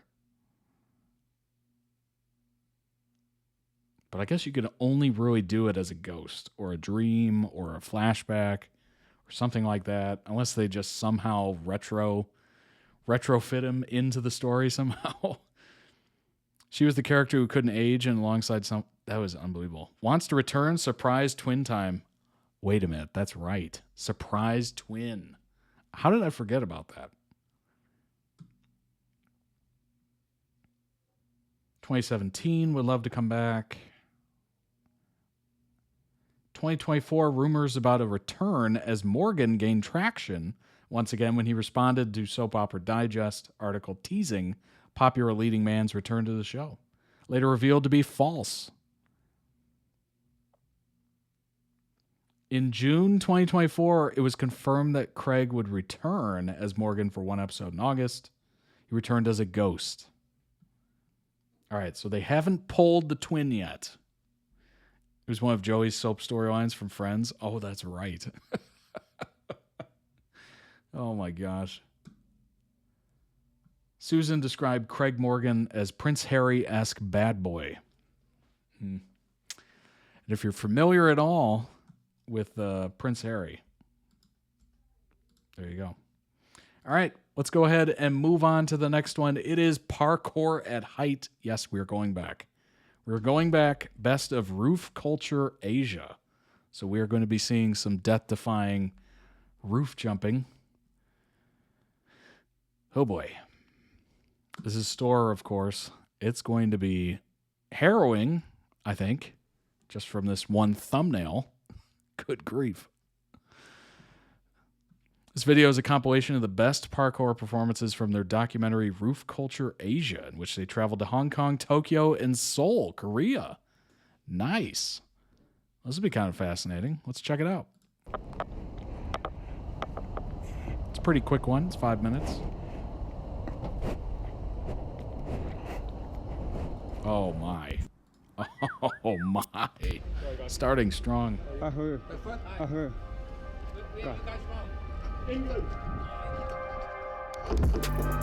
England jumps off.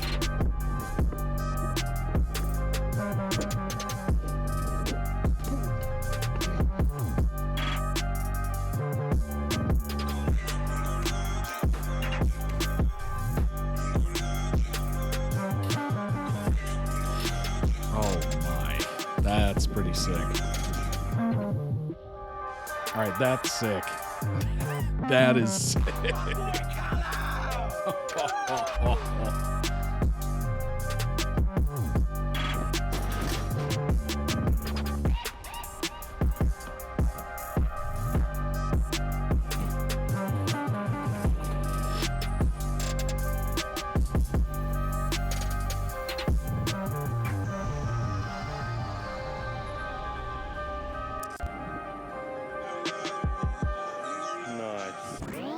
Oh man, crazy.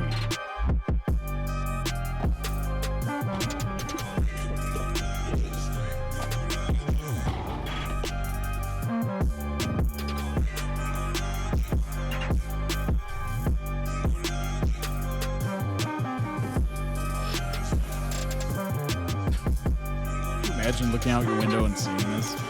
Like, what is happening out there? There goes that man again.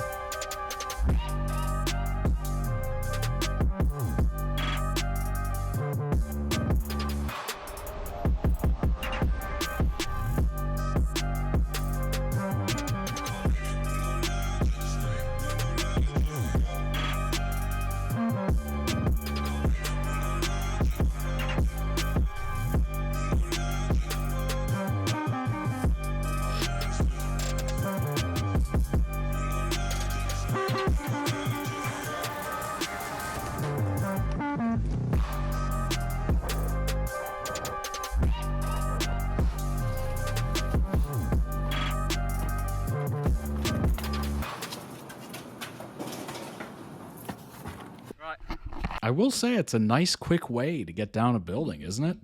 Like, it's fast. It's super fast. Beats waiting for an elevator. Or taking the stairs. All right, Yeah. that's pretty crazy. Hey, going.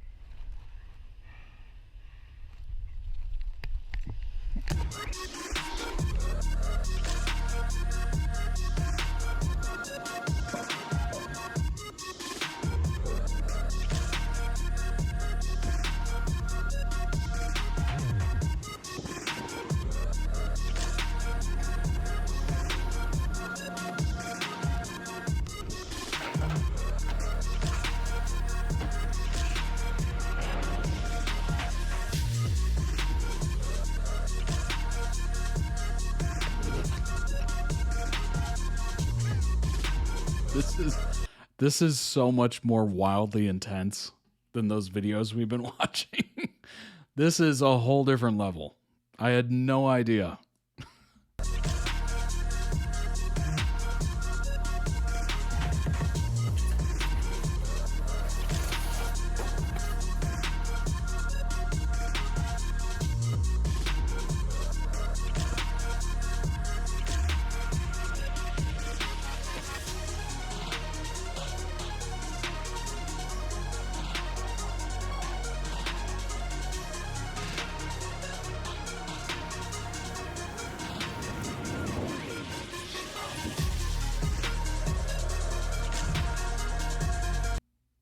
All right, I'm starting to see why they were demonetized. I'm starting to see it. The description of this says, at the time of this video, there was 12 years of parkour training experience behind every athlete in Team STORROR. Do not attempt to perform or recreate any stunt you see in this video. I'm starting to understand a little bit more why. You can see that in the behind-the-scenes footage that they prepare very carefully for high-consequence jumps. Only do it if they're completely confident. That's nice. It's good to know.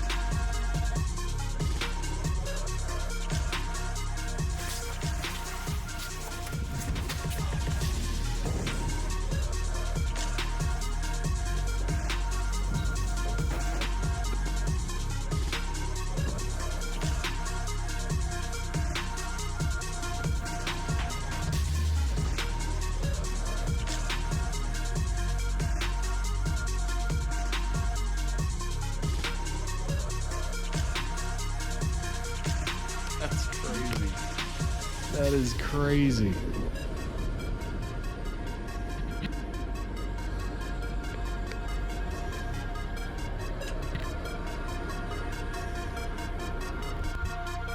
Oh my gosh.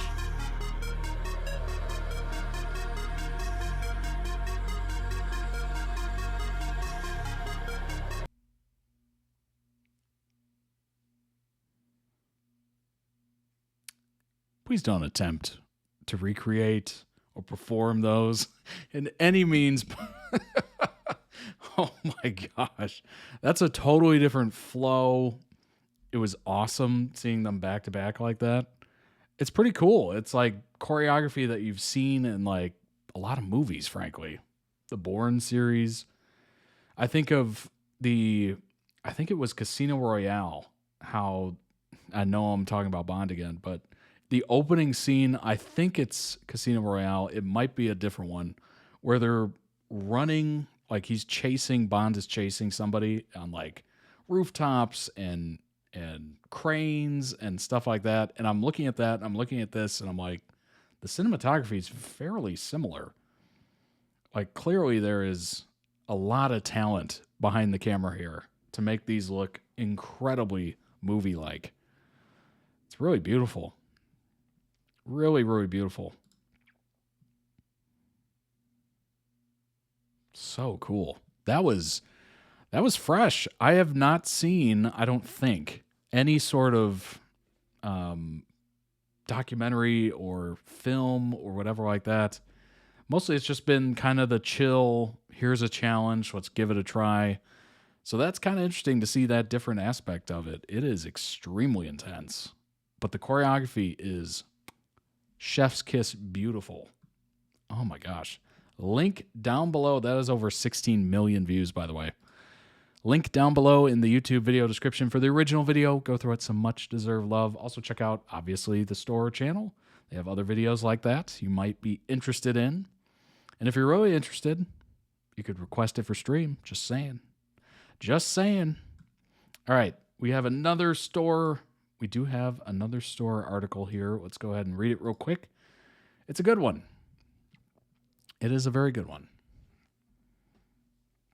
Teaching parkour to refugees. This is one of the projects where the idea had been bubbling up for ages. It was just the logistics and timing that needed to fall into place to make it happen. This was written in 2019, by the way. I first contacted a UK-based charity, Help Refugees, the previous summer to propose the idea.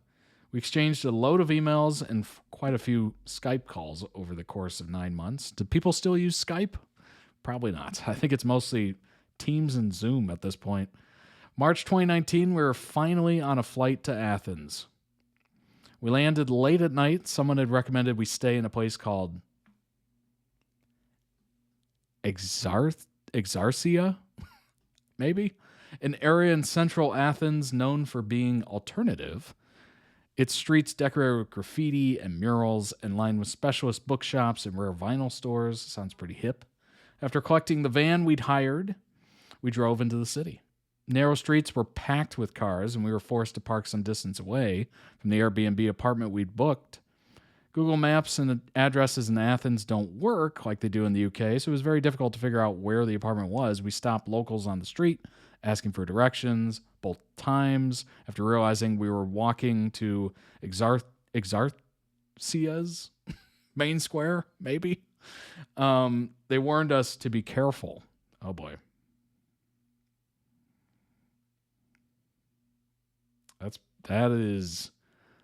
That's a healthy dose of graffiti.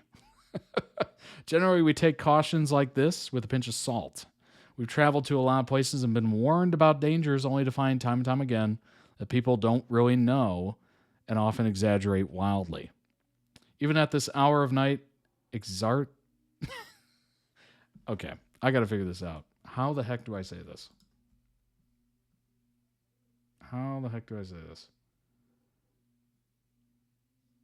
Summarize, explain. I don't even know. Search Google, maybe? Oh, doesn't Wikipedia have like a... Oh, they don't have it. I thought they typically had a thing that would like read the word. Apparently not. That's very annoying. All right, I will suffer through. Exarchia Square was filled with young guys in big coats and hoodies hanging out. There was an odd moped, a few big dogs, and a fire pit in the center. As we crossed the square, we were approached 7 or 8 times by shady characters offering to sell us grass, if you will. I don't think I can say that word, but you'll figure it out. Steel gate with multiple locks that guard the door of our apartment was a nice touch. By the time we got into it, we were feeling decidedly uneasy. But the apartment was cool and had 2 balconies that overlooked the square, perfect for people watching. We got back from Mexico just a few days before, so felt pretty jet-lagged and spaced out. Went straight to bed. Some sort of commotion going on outside as we were falling asleep, but everyone was too tired to investigate. Next morning, we woke up super late and had to run to a breakfast meeting from Help Refugees to discuss the workshops we'd been going over for the next few days. She was incredibly lovely and gave us a great lowdown on the situation in Athens and the fantastic work her organization's doing there. Currently, there's about 65,000 refugees in Greece from dozens of nations. Many of these people are living in unimaginably difficult conditions. I was using a different big word. In overcrowded camps, as well as in squats, and even on the streets. The majority are from Afghanistan, Iraq, Syria, Palestine, and East African countries. Over half are women and children. Process for being granted asylum is terribly slow, so they have to remain in the camps for a long time, often years. Over breakfast, Freya also talked about the area we were staying in, saying she'd been tear gassed there several times. Sounds amazing. First, our workshop, we were giving a taste of parkour to a group of women from the Orange House Project, which was located in Exarchia. Again, I have no idea if that's correct. If I'm mispronouncing it constantly, I'm so sorry. If you're from Athens, my bad. We met at a local park, and after warming up, we showed them some landing techniques, some balances, vaults. They loved it. We were also impressed by how easily they picked it up. They were amazing. One of the ladies had been a dance and aerobics teacher back in Iran. She definitely had a natural ability. The vibes were good, and everyone had fun. That night back at our apartment, we were out on the balcony. Suddenly, a mob of like 40 or 50 figures came running through the square, holding crowbars and other weapons. Not long after, we all felt a stinging sensation in our eyes and nose and realized they were literally being tear gassed. It doesn't take long to realize it. After this experience, we decided to do more research into Exarchia. We discovered that its main square is renowned as a center for radical political activism, is controlled by anarchists who don't let the police into the area. Next day, we were running a session for children who live in the camp and are already working with Free Movement Skateboarding, a nonprofit organization. Great space right by the camp that they've turned into a small skate park. We reorganized some benches and boxes around the ramps. It actually turned out to be a great spot for the ability of the kids. Callum took lead of the session. We all warmed up. Again, started off with some basic stuff, landing techniques, vaults. You can kind of see it there. Kids got get bored quickly, so the session soon evolved. We put together a series of jumps and vaults, creating a course around the space. Most of the kids were girls, which was great to see, and one of them had actually watched our videos before. That's awesome. It's crazy. I think they all lived in Ilonas, fortunately one of the better camps. In spite of their no doubt traumatic life experiences, of course, they all seemed to be normal, happy children who clearly enjoyed the chance to be able to run and jump. When the time came to finish the session, none of them or us wanted it to end. Vibes were good. Kids wanted to carry on learning parkour, so I managed to track down some local coaches, introduce them, so they could set up regular classes. We ended the trip in the perfect way, a solid session at a local spot with a small part of the Greek parkour community, followed by a sunset aerial climb and drone shot. What more could you ask for? Oh my, that's pretty legit. That's pretty legit right there. That is a great photo. Oh my gosh. Beautiful. Very beautiful. Help Refugees provides humanitarian aid across more than 80 projects around the world. It's funded by donations as well as through the world's first online store that sells real products from refugees. Very cool. Very, very neat. Very, very cool. Love to see it. Love to see it. That was from 2019, so I'm sure, hopefully, a majority of those folks are not in that situation anymore, but I'm assuming some might be, unfortunately, because it takes a long time. It's very slow. Very slow. If you've had any dealings with any sort of public service, you probably have an idea of how slow things can get. Let's go ahead and move on. It's been retired now, told users to move on to Teams. Okay. All right. Yeah, we use Teams at work. I do have Zoom as well, but really no one really uses it much. I think it's more of a Teams thing, which, oh my gosh. Nothing worse than hearing that Teams message bloop, or, the the ringtone, and you're just like, oh, I gotta jump on a call or whatever. Oh my gosh. You get like PTSD from that. Just you hear it on a weekend, you're like, no, turn it off. Turn it off. I don't want to hear it. What's funny is we did a staff meeting on Wednesday, and the entire meeting was about work-life balance. And they were talking about, creating, some people are more like, oh, it's blended. So, they answer calls and emails on the weekend, and it doesn't drag them down, and they kind of enjoy it because they're not buried the next week. And I'm sitting there like, couldn't be me. Couldn't be me. My weekends are sacred. As soon as that door, or as soon as that time hits a certain time, I am out. I am out of there. It is over. No communication. Excommunicado, John Wick style. I am gone. I'm running. I was just like, no chance. Like, that would drag me down so bad. If I'm off the clock and not being paid, don't talk to me. Exactly. I can't imagine being in that situation. I guess if I was doing YouTube and Twitch, I suppose, full time, it would be a little different, because that is, you got to be a little bit more proactive, I suppose, and you're always kind of on if you're working for yourself. But if you're working for somebody else, absolutely not. Absolutely not. I remember a previous boss wanted my cell phone number, wanted my mobile number, so they could call me on the weekends. And I said, I work 40 hours. Those are all here. If you want to get in touch with me, you can get in touch with me here. My mobile number is for personal contacts and emergencies. That's it. So what's funny is part of that staff meeting was work-life balance, and we talked about boundaries, setting boundaries. And, being brave enough to set those boundaries. And maybe in the future, if you're in school, you'll have a boss that tries to push those boundaries and doesn't respect your boundaries. Or just, maybe to them, they're one of those people that work is everything, They go on holiday, they're thinking about work. They're answering emails. They take time off, they're answering emails, they're making phone calls, whatever. You got to set your boundary immediately. Immediately. If you are not cool with that, you have got to speak up. That is something I had to learn. That is not that was not a normal instinct to go against a boss, but boy, was that something I had to learn pretty early on.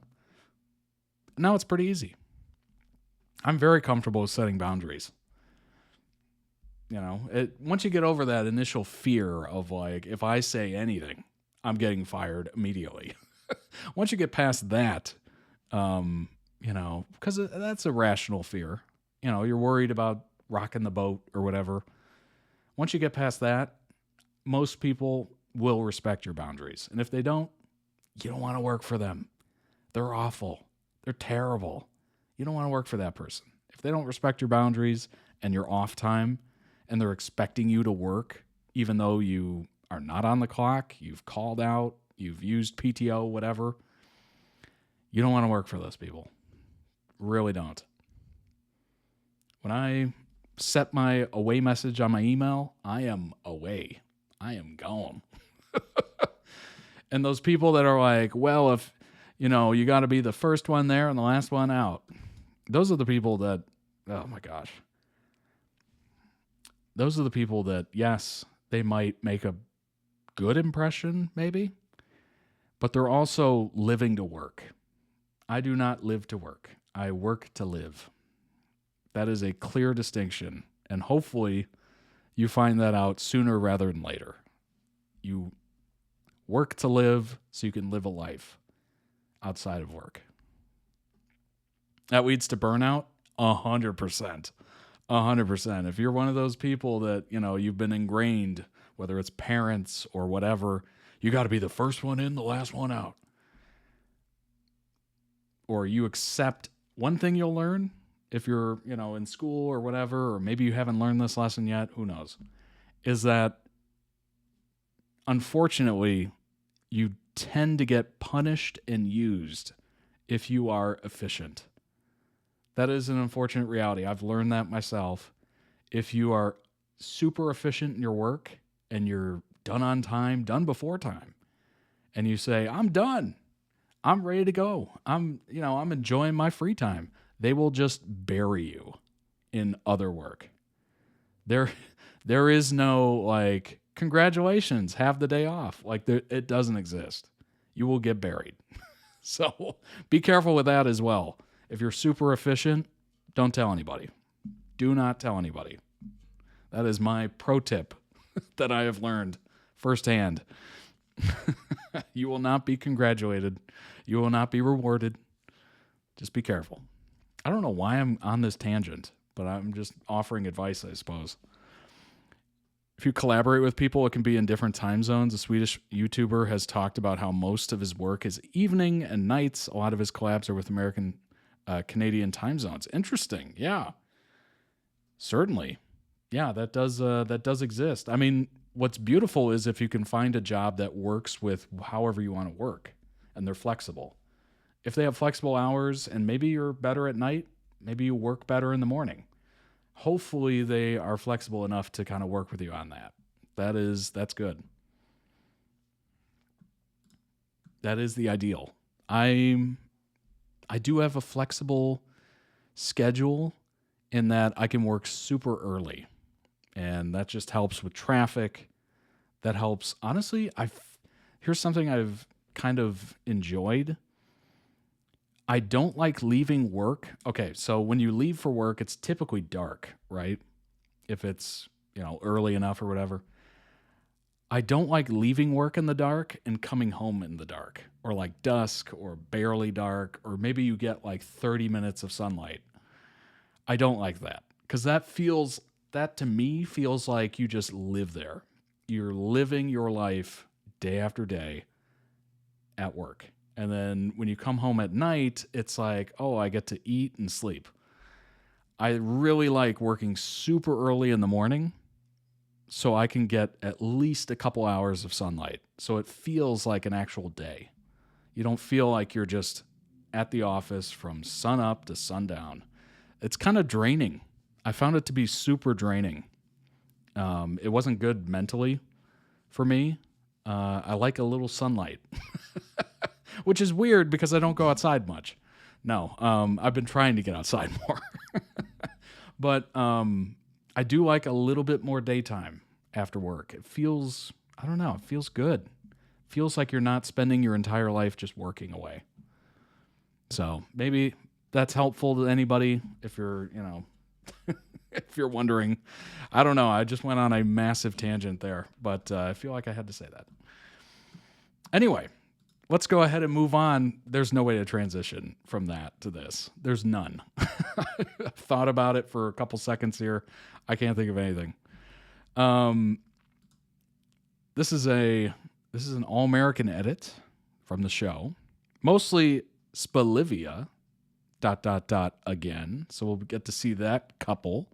Let's go ahead and jump in. Not a lot of views on this video, so that's interesting. We're about to give it a heck of a lot more. I know that. All right, let's go ahead and jump into this.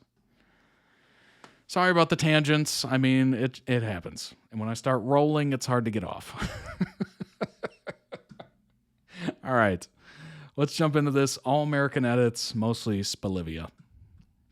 It's less of a roller coaster today, more of a meander through topics and tangents. Yeah, that's true. That is true. This, if you haven't been watching, and this is your first ever stream or video, typically it's quite an emotional roller coaster on here because you never know with the edits, right? It could be anything. You literally, the audience, the members, literally control the stream. So it can go any direction. And I do my best to try to end on positive or start on positive, but sometimes it doesn't work out that way. And it is very much roller coaster. So strap in, follow, subscribe, all that good stuff. All right, let's go ahead and jump in here. Beverly Hills up.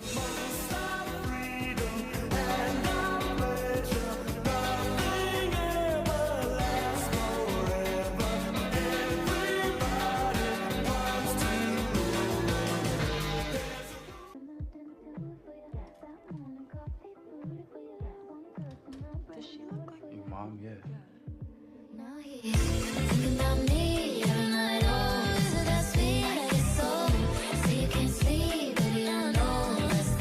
Hey, no? No? Nope, absolutely not. They're cute.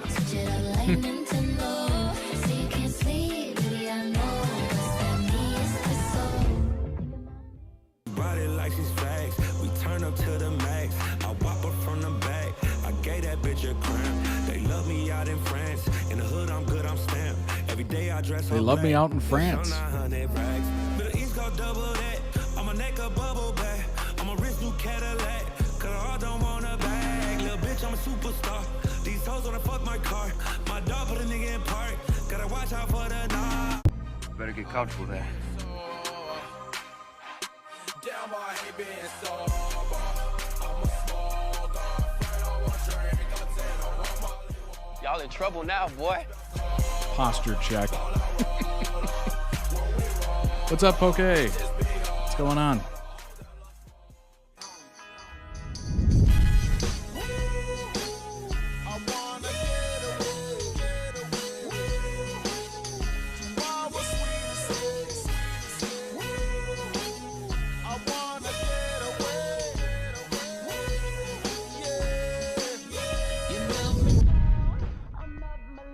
Waking up at the beach does have its perks.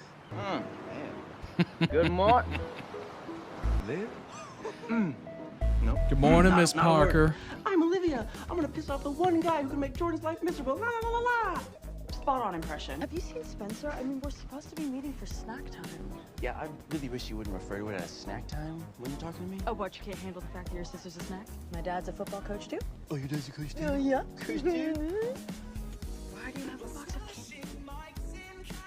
I need a reason I'm You know, I like to think that I held the door open for you. That's really gross, Jordan. This whole thing started because of you and your daddy issues. Your daddy issues. Hey, no, those aren't for you. You can mess it off and try me again. All right, that's it. That'll do. The wedding is like 2 years away. Jordan is like just had a better attitude. And yes, I hope that you had some cool stories. No one's super eager to hang out with sober girl post rehab.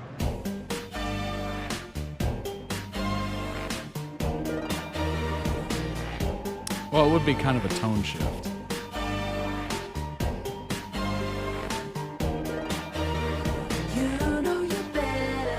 One for the better, that's for sure. If I lose myself, I lose it all. If I lose myself, I Looks like we definitely got some relatable, interesting topics here. Myself, I lose it all. From your relaxed look, I'm guessing you figured out what you want on the live front, though? To build a life with her.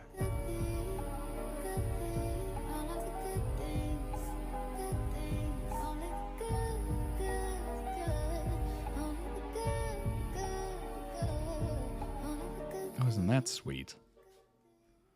slow down, grab the wall, wiggle like you're trying to make your ass fall off. The juxtaposition of I just want to build a life with her to slow down, grab the wall. I think I want to smash them out now. Speed up, gas pedal, gas pedal. Oh my gosh. Gas pedal, gas pedal.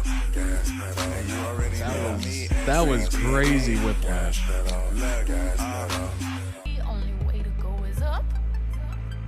Skin thick, too tough. That made me laugh so hard. Oh my gosh. Is that what it's like once you have kids? Their dreams become the most important thing. That's what I hear. Who knows?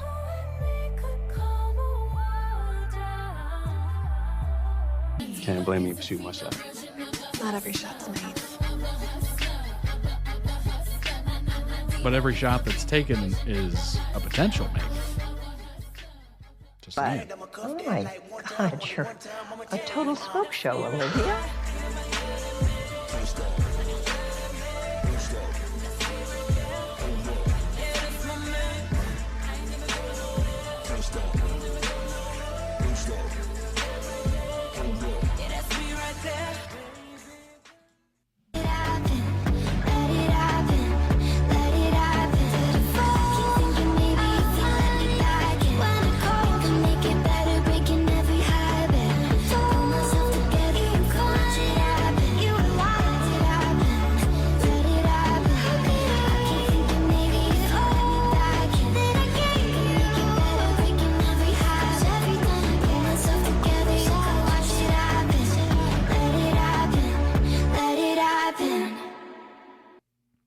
If anyone can do it, it's you. Right now, I wouldn't mind seeing some of those moves.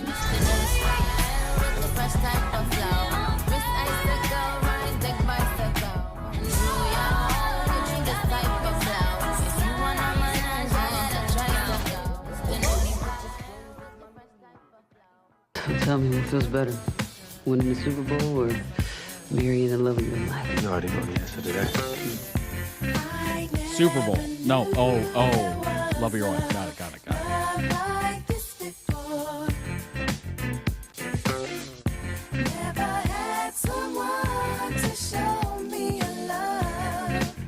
What if it's winning the Super Bowl with the love of your life?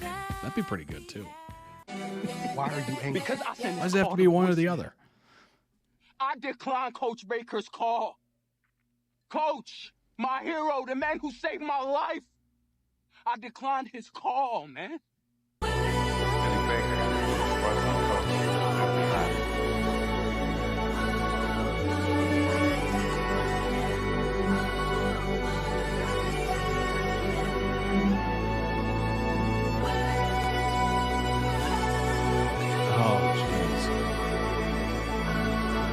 I love you, Spencer Jim. And I always will. You are my all-American. It's ready to be sent. It's just that You weren't ready. I never got to say goodbye to him.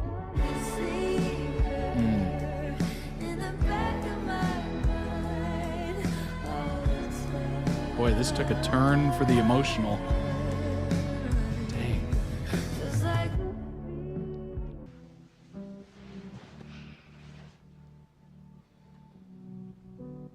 She's so lost without Dad.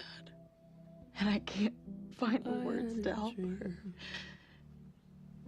I got everything I want. I have to write a eulogy for a funeral Not what you think. that none of us are ready for. I have no clue what to say about him. Holy crap, is that relatable? Oh my gosh. Ooh, that one hit a little close to home. Golly. Start with something simple, you know? My dad was... Thanks for saving my life. I'll be here. I got your back.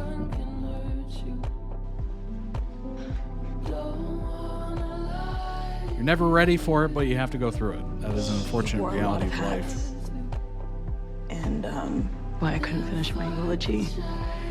So my dad is a lot of things, but most importantly, he was my everything. How am I supposed to put that into words? Sounds like it just did. Kinda sounds like you just did.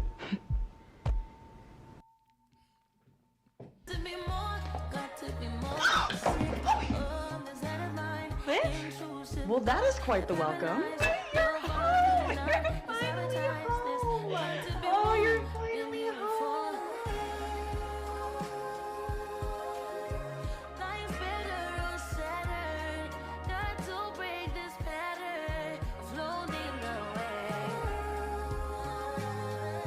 I think kind of the unfortunate reality of losing someone you love and respect and obviously look up to is that you have to realize, and you do eventually, once the grieving has not run out, but it definitely subsides from the peak, you realize that you have to keep living for yourself. You have to keep living for the people around you. You have to keep trying for the person you lost, if they meant that much to you. Like, there's a time where you're just like, I can't go on, I can't do anything.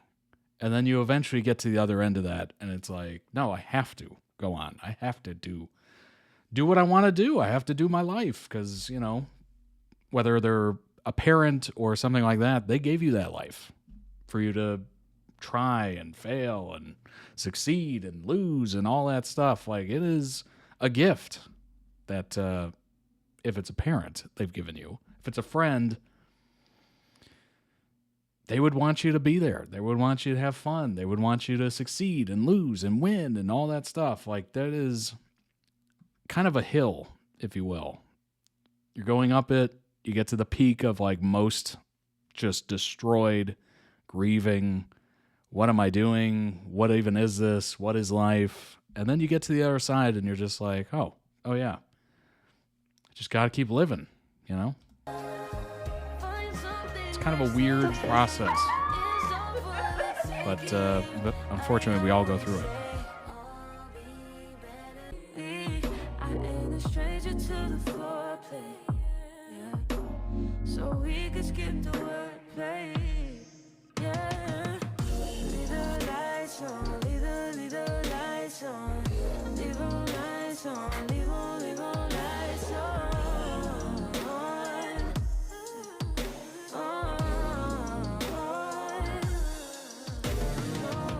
Do it side on, switch it, let me ride on.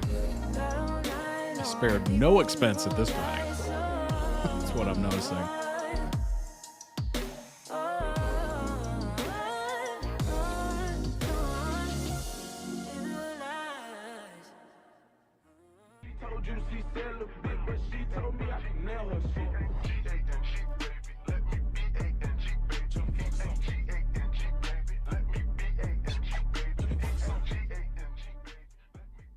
Pass out. Frank, Wake up.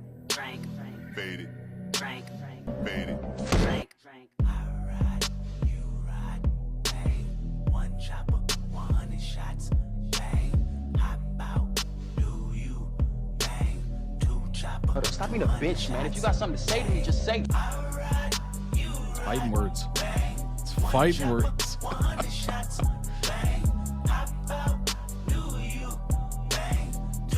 Hold up, stop being a bitch, man. If you got something to say to me, just say it. I mean, ultimately, I think Spencer, since the very beginning, their relationship is like undeniable, you know, just from like the pilot episode. You know, I think their chemistry is sort of undeniable. Long as my bitches love me, my bitches love me, my bitches love me. I could give a fuck by no hate as long as my bitches love me, my bitches love me, my bitches love me. Yeah, I could give a fuck by no nigga long as these bitches love me. Pussy ass nigga stop hating. Little tune chick got that fire. And these hoes love me like Satan, man. Yeah. Fuck me and I mean, it's pretty obvious their end game, right? Like, I don't think we're speaking out of tongue or speaking out of turn. Makes sense. From every video I've reacted to of All American, it was pretty obvious. She said, 'cause I really need somebody. So tell me you're that somebody, girl. I fuck who I want. You know how messed up it is that we drive all the way out here to get you when the first words out your mouth is still no thanks? You know what's so weird? I'm thinking over, you know, so many high school football TV shows that I've seen. And they have been phenomenal. Some of the best TV that, honestly, I think I've ever seen. Which is weird because you expect it to be, you know, kind of cliche and, you know, not very interesting past a certain point if you've seen enough. But movies, TV shows, I don't know whether it's my love of the game or it's just how well they're written. Like Rudy is one of the most inspiring movies I think I've ever seen. Remember the Titans, Denzel Washington, phenomenal movie. Incredible messages, incredible resolve and coaching and life lessons and all that beautiful stuff. Friday Night Lights, the movie itself with Billy Bob Thornton and the TV show is one of my favorites. It is phenomenal. I've wanted to rewatch it. I haven't yet. I think I watched a episode on a flight once and I was like, oh, this is so good. I got to rewatch this again. Certainly this looks pretty good. Even, what is that called? It's like a Tubi original. It's with Noah Beck as the quarterback. And, darn, what is that called? James Van Der Beek is in it. And obviously James Van Der Beek makes me think of Varsity Blues, which I recently watched, which is a crazy, funny, and outrageous movie around football. But it has some really good serious moments in it too, which is surprising because it is over the top.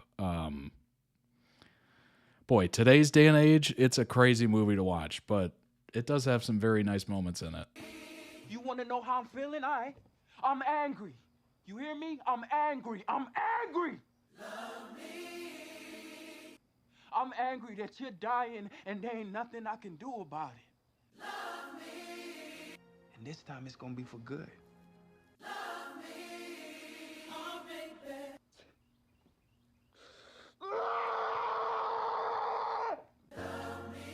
Oh my gosh. Yeah.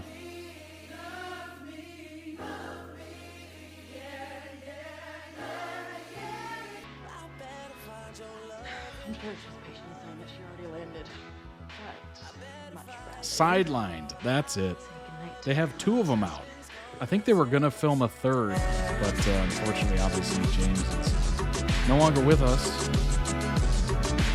I'm pretty sure they're doing or they were going to do a trilogy. Really stuck, They might huh? still. Sometimes it's befitting of the moment. There is 3?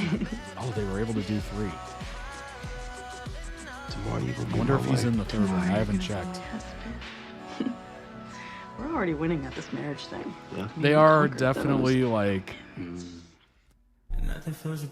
how should I put this politely? They're not the greatest quality, but they're entertaining. You know what I mean? Like, they're not Oscar. They're not even in the ballpark. But 2 sidelines credits? Dang it. Oh, he might have been really struggling at that point. Oh, dang. It was cool because, you know, he was playing the father in that movie. I'm just going to go on this tangent here for a second. James Van Der Beek's character was playing the father of Noah Beck's character, who was the quarterback, which is so interesting because Varsity Blues, if you've seen it, James Van Der Beek is the quarterback, and his dad is a real piece of work. And that's the movie where he said, I don't want your life, basically saying, I want to do something else. I don't want to be a football player. I want to go to art school or whatever it was. Third one is a rewind thing, so not sure what that is. I have no idea what that is. So basically, James is playing the opposite of what he played in Varsity Blues. And when did that movie come out? Like 98 or something? 99? I think it was No, it was 1999 when that movie came out.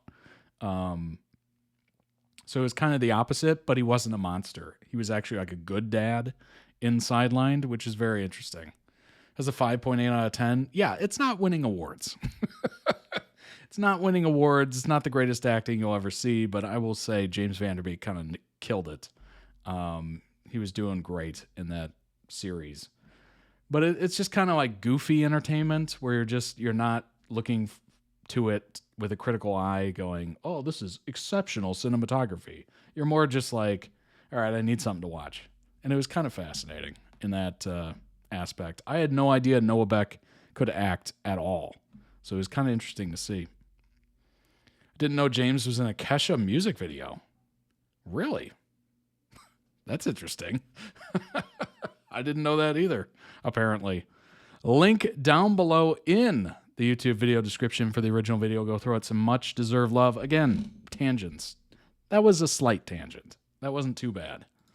But let's go ahead and jump into a little bit of information about All-American. And then we'll hop into that final video, which you just got a little preview of. Just a little short preview of.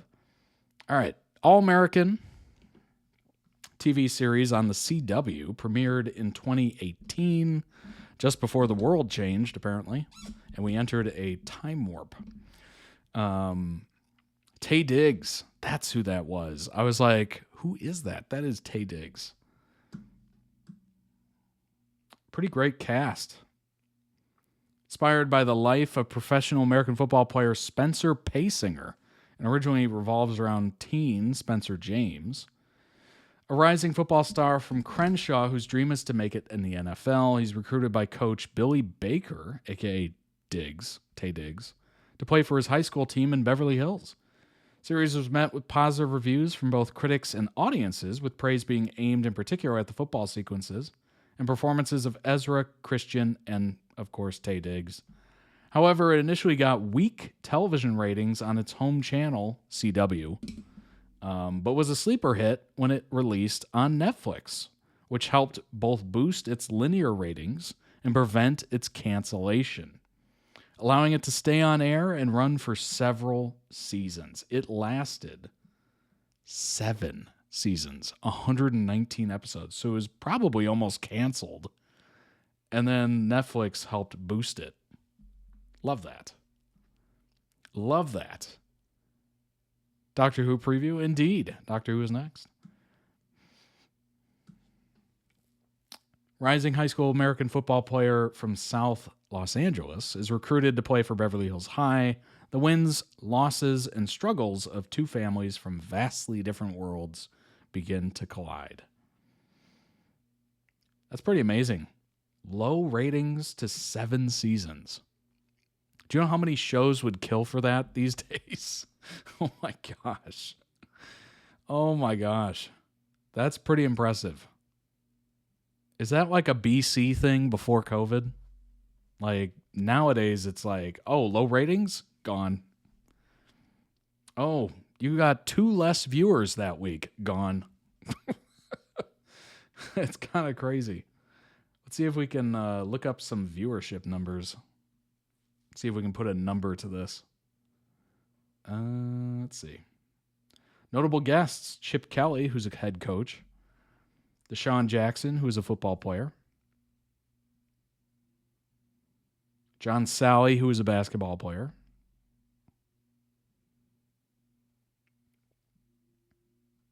Crossover cast. Oh, there's a spin-off. All-American Homecoming. Interesting. Wow, for a show with such low ratings, they did a spin-off in 2022. That's crazy. So it had 16 episodes, 16, 19, 20, 20, 15, 13, 13. That's not bad. Wait a minute. Season 8 to be announced. They're still going. Potentially.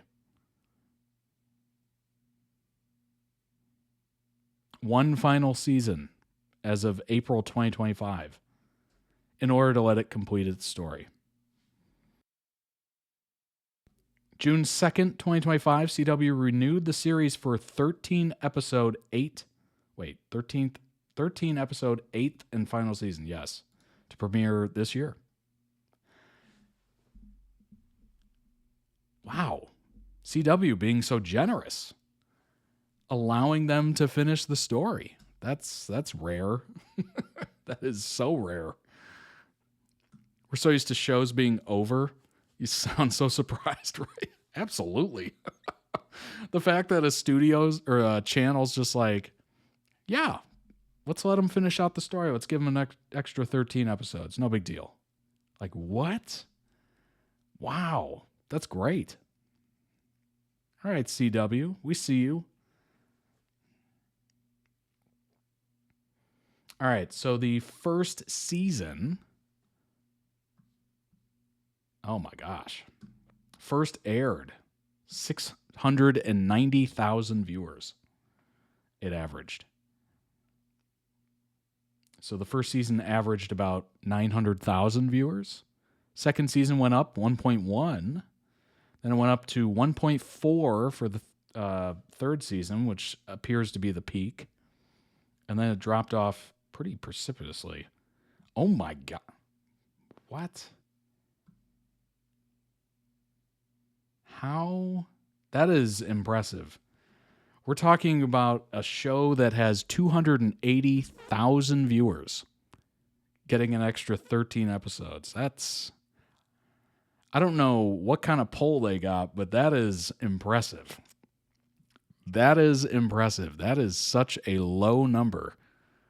Didn't Batgirl have like over 1 million and got canceled?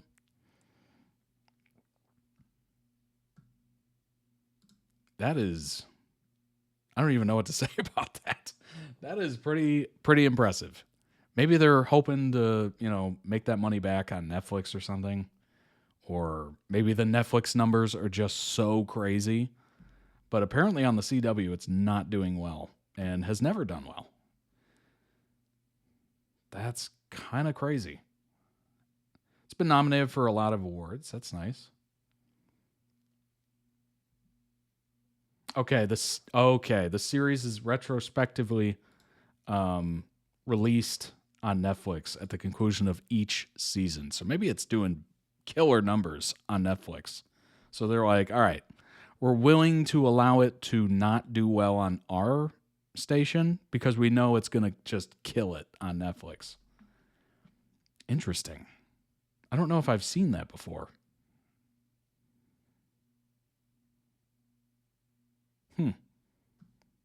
Kind of crazy. So the series on average for, I don't know why it doesn't have critic reviews. That's crazy. But fan reviews, 65%. Let's see. Season 1, 92. Season 2, 100%. That's pretty good. Then it went missing, apparently, a couple... Oh, it just hasn't been critically reviewed since season 2. That's interesting. Why? Why is that a thing?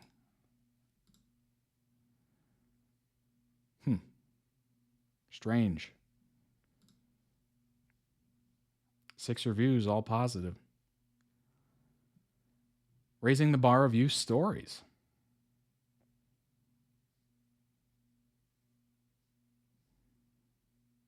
Keeps getting better, and this season was definitely more exciting and more emotional than the first. Overall, ultimately achieves what a mid-season is meant to do, setting things in motion for the rest of the season. Interesting.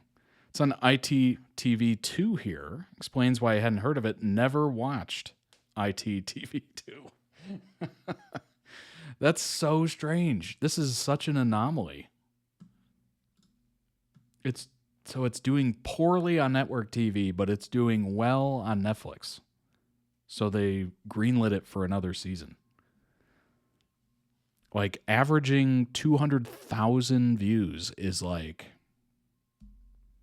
I mean, just put it into perspective, like Mr. Beast videos. Like it's, okay.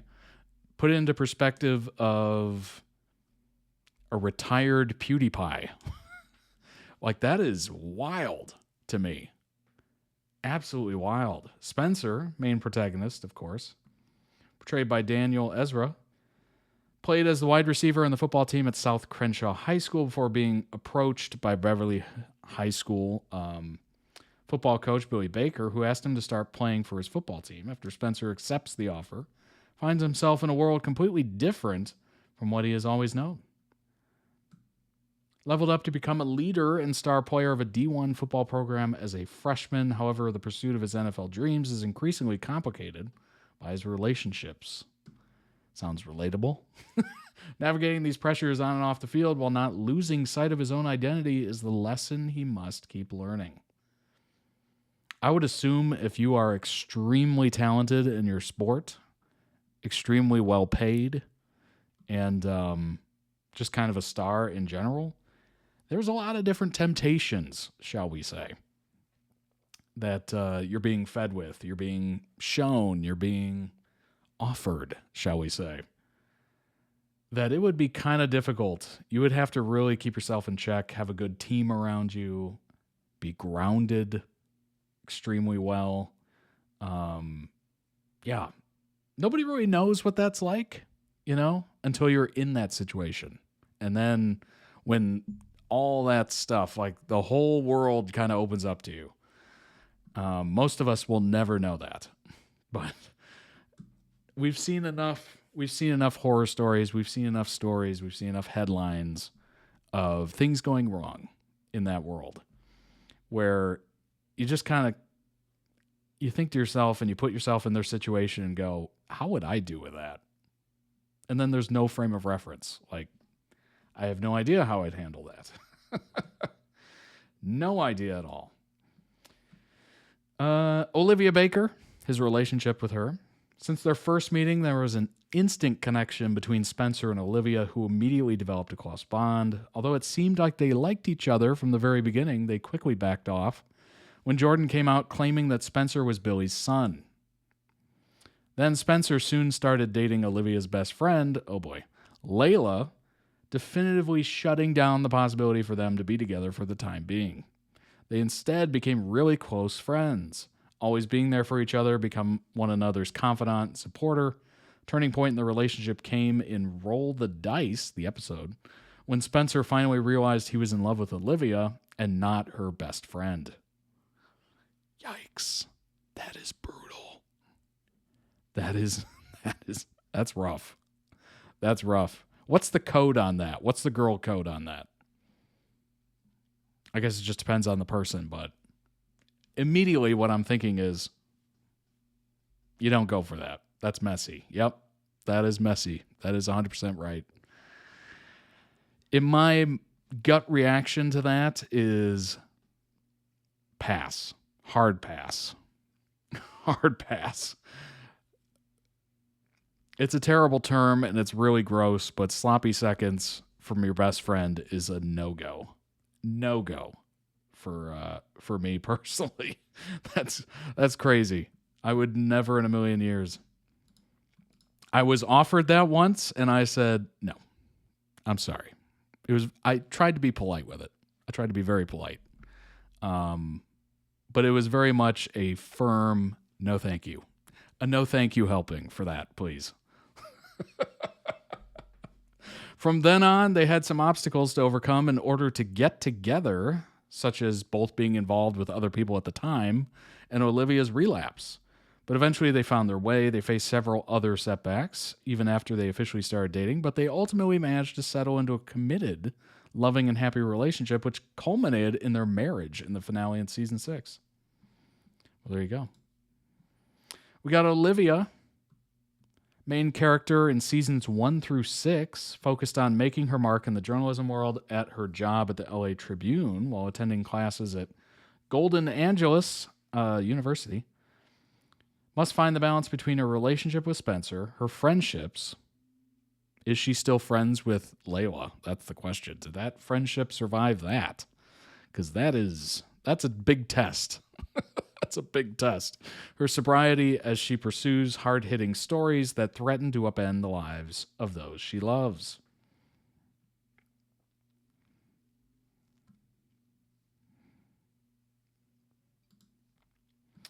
All right.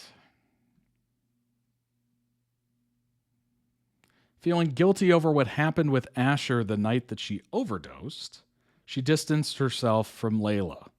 They tried to rekindle their friendship, and after several missteps, they finally do. The relationship was strained when Layla found out what happened, but they made up soon after that in hopes to move on from their mistakes and pasts. Well, that's good. Apparently, they survived the all whatever. That's impressive. I'll say that. That's impressive. Personally, nope, absolutely not. She used to be a dancer, elder twin of her and Jordan, revealed to be pregnant with a set of twins. And it's revealed to be twin girls in episode Don't Hate the Player. Loves eating an orange juice. I mean, pretty solid. Pretty solid. All right. Oh my gosh. Yeah, no, that's messy. That is real messy, but I'm glad it worked out for him. That's sweet. I wonder where the last 13 episodes are going to go, other than Netflix. Pretty interesting. I bet I would like that show. I really like that kind of trope, if you will. The high school American football story, show, whatever. I tend to enjoy those just because it's fascinating and relatable. Coming of age is always interesting stories because we've all been through it, or maybe you're going through it currently. So it's super relatable. And it takes you back to a time when, I don't know, you didn't have bills, you didn't have responsibilities. That's always nice to live in those moments. It's nice to go back in that time and, some of us are missing people from that time, which is awful. So it's nice to kind of mentally go back there. Yeah, I guess it's nice to live in those moments. Maybe it was awful for you, and for that I feel terrible. But for me, it was a good time. It was a good time, Yeah, at this point, it's a cross between, missing people that were around at that time, and also, what's a light bill? What's rent? Never heard of it in those days. It was a beautiful time. It almost makes me want to cry, honestly. No bills, no responsibilities. Grocery shop? No. Never done it. Never done it in those days. Grocery shop. Food just magically appears in the pantry. What are you talking about? It magically appears in the fridge. You ask for something and it shows up. It was a wonderful time. I miss it. I miss it dearly. Oh, gosh. It's all right. Adult life is pretty good. It is pretty good. It's got some perks, okay? I'm not all down on it, but there's certain moments where you're just like, man, if I could just go back in time just a little bit for a little moment. Those memories are a beautiful thing. You can kind of live in those moments, relive those moments, the good ones, not the bad ones. Although your brain it can be tricky. Adult life has no bedtime. True. But if you don't want to get fired, it's kind of like a self-imposed bedtime, which is unfortunate. But the weekends, hey, you can do whatever you want on the weekends. That's kind of the beauty of it. Definitely. Oh, wow.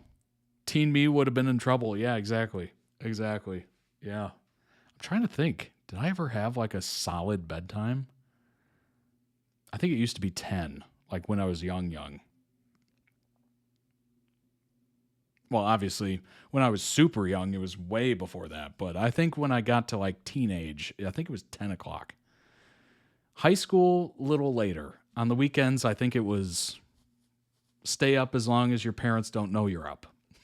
I bet that's pretty relatable to a lot of you. It was just kind of like, don't make a noise, don't make a sound, put the TV on super low, or, read a book if you're into that sort of thing. Whatever you were doing, you kept it very hush-hush. Yeah. Man, I love living in those moments. It's so weird. Memories are great in the fact that you can go where you want to go, and you can just kind of live in there for a little bit, just a little bit. Doesn't have to be a lot. And you don't want to do it a lot because then you'll just lose sight of the present, and then you just become, I don't know, immobile. You just lose all motivation. But yeah, it's a good time thinking about memories and all that good stuff. Yeah. All right. Moving on to the final video of the week. It is Doctor Who, One Constant Companion. Again, these are all member requested videos. If you too would like to request videos and literally control the stream, you control it. The power is in your hands. ToddReacts.com. Join any of the tiers. Any of the tiers are now requesting tiers, so go ahead and check it out today. Thank you, Jace.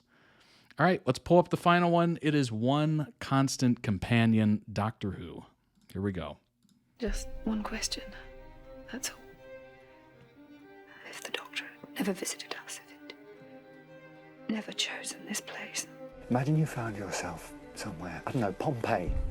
Imagine you were in Pompeii. You look deep enough on the internet or in the history books and there's his name. All those stories you've heard about him, they're not stories, they're true. Everywhere he goes, death and destruction. And you tried to save them, but in doing so, you make it happen. Would anyone here have died? Because you know the Doctor, he's wonderful, he's brilliant, but he's like fire. This is who the Doctor is. A dark legend. Stand too close and people get burnt. Watch the blood-soaked old general in action. Anything I do The Doctor has been many things, but never blood-soaked. just makes it happen. Because armies will rise and billions will die. The Doctor lives his life in darker hues, day upon day. The fatality index. Look up the Doctor. Are you so dangerous, little man? Under cause of death. Have you ever killed anyone? There's a look in your eyes sometimes that makes me wonder. It's not like I'm an innocent. I've taken lives. Yes. You think I wanted this? I didn't do this. This wasn't me. This was exactly you. All this. All of it. You make them so afraid. Doctor! You can That is a stop yes. now! Fear me. I've killed hundreds of Time Lords. Fear me. I've killed all of them. You wouldn't read me, Doctor. Enjoy your bounty.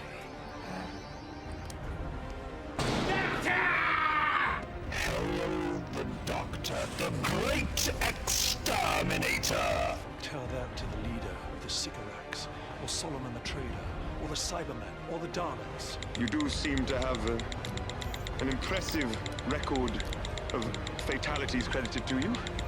And you fought. And killed. Yes. You're about to murder millions of people. To save billions. How many times have you made that calculation? Once. Turn me into the man I am now. I'm not even sure who that is anymore. You know, Stephen King said once, he said, salvation and damnation are the same thing. And I never knew what he meant. Tell me, Doctor. Can your conscience carry the weight of another dead race? Let me tell you what happened when the doctor, he was leaving you. Do you still feel safe with me, Craig? She'll die on you, you know. She'll blow away like smoke. Just promise me one thing. Yeah? Just promise you won't get me killed. He met eine friend called Amy Pond. And he loved Amy Pond. I know how it will end. But it will not end well. I put people in danger. Amy Pond was touched by the weeping angel. And she died. How many have we lost? How many Claras? Her consciousness survives. Boy, we got James Corden, we got Maisie Williams in here. Got a lot of different guest stars. All right then. Sorry. It's not his fault. I can't promise you that. Thanks. Maybe that's what happens if you touch the doctor. Even for a second. How many more? Just think how many have died in your name. Have you ever seen a dead planet? I've seen more than you can possibly imagine. The doctor, the man who keeps running, never looking back because he dare not out of shame. And then there came the vlogs. All is ending. The end of the universe. I always wondered what it would feel like. This universe. I gotta say, Doctor Who has some of the most ghoulish, gross-looking creatures you've ever seen. Is over, Doctor. It's pretty impressive. The flux was killing everything. The flux wasn't an accident. It wasn't a naturally occurring event. It was made. It was placed. Because of you. We stand here now, on the edge of creation, a creation which I devastated. So yes, I keep running, of course I do. How am I supposed to look back on that? It's the way it's always been. The monsters and the Doctor. It seems you cannot have one without the other. It's happening over and over again. Every time I landed there. Well, if there was no monsters, would you need a doctor? 1999. 1066. 2005. It's like the chicken and the egg. And standing on high is the mother and father, another of them all. And his one true name forevermore is Sutek. The god of death. We meet again, my old friend. The earth is dying. Sutek is the god of death, and by That might be his the first time hand I've ever seen creation shall Sutek. fall into dust and ashes and ruin. I bring Sutek's gift of death. I come to your infernal machine, and I have traveled with you for all this time, riding the spine of your ship, the temple of my empire of death. For you. And for all your tiny, vile, incessant universe. The universe has come to a halt. And it is my fault. Fourth Doctor enemy that came back. Cool. Because I traveled to all those worlds. I look in your mind and I see what you're most afraid of. Your biggest fear isn't yourself. It's the destruction of other things. By any analysis, evil should always win. Good is not a practical survival strategy. You want to keep things alive. You want creatures to breathe and live. So why does good prevail? What keeps the balance between good and evil in this appalling universe? Is there some kind of logic? Some mysterious force? Life must win. But why? Why is it better? Why is what you fight for better than what we will bring? Perhaps it's just some bloke wandering around, putting everything right when it goes wrong. And I damn you, Sutek! I damn you in the name of life itself. I pride myself that I am better than you. Because if you're dead, then I must represent life. I will stop you. I will defeat you. And I will turn back death. What happens if you bring death to death? You bring life. Surely that's what I am. Life. I look into your mind and your hearts, and I don't know why you want it so much. Bring death to death. Everywhere. Ah, we bring life to the whole flipping universe.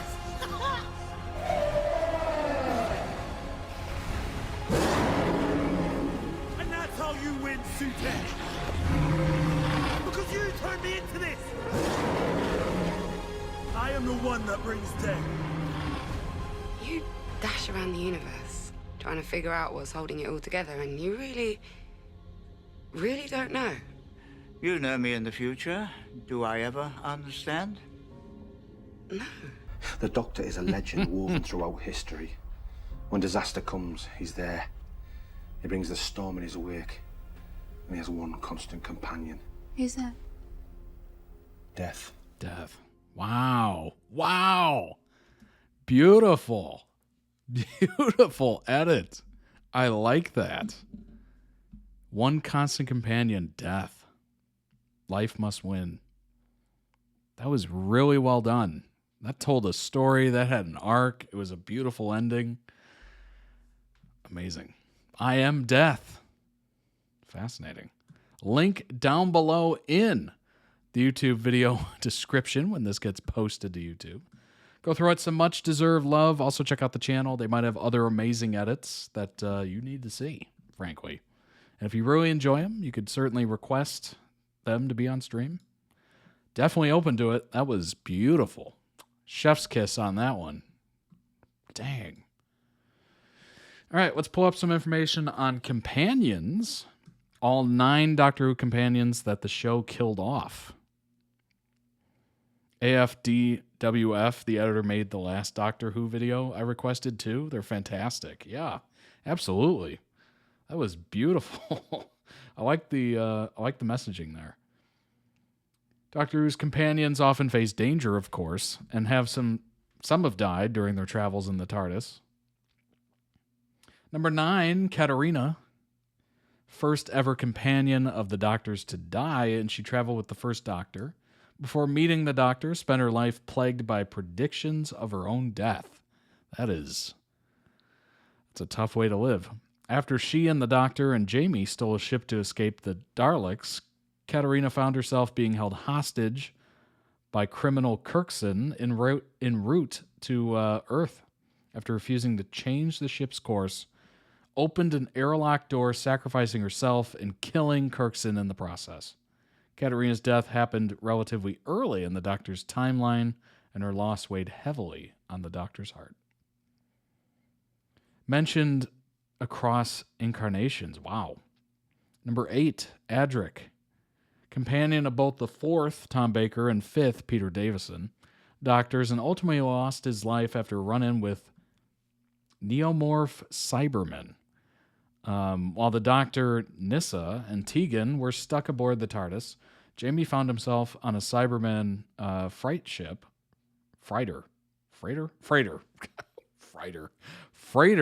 Jeez, there we go. Trying to change its ongoing course due to crash into a prehistoric Earth. When the TARDIS damaged, the Doctor was unable to stop the ship. Adric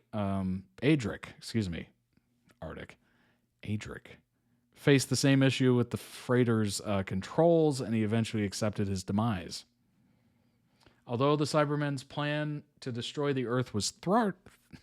Man, I am having trouble here. It's Friday. Oh, I'm having trouble reading. Oh, what is happening?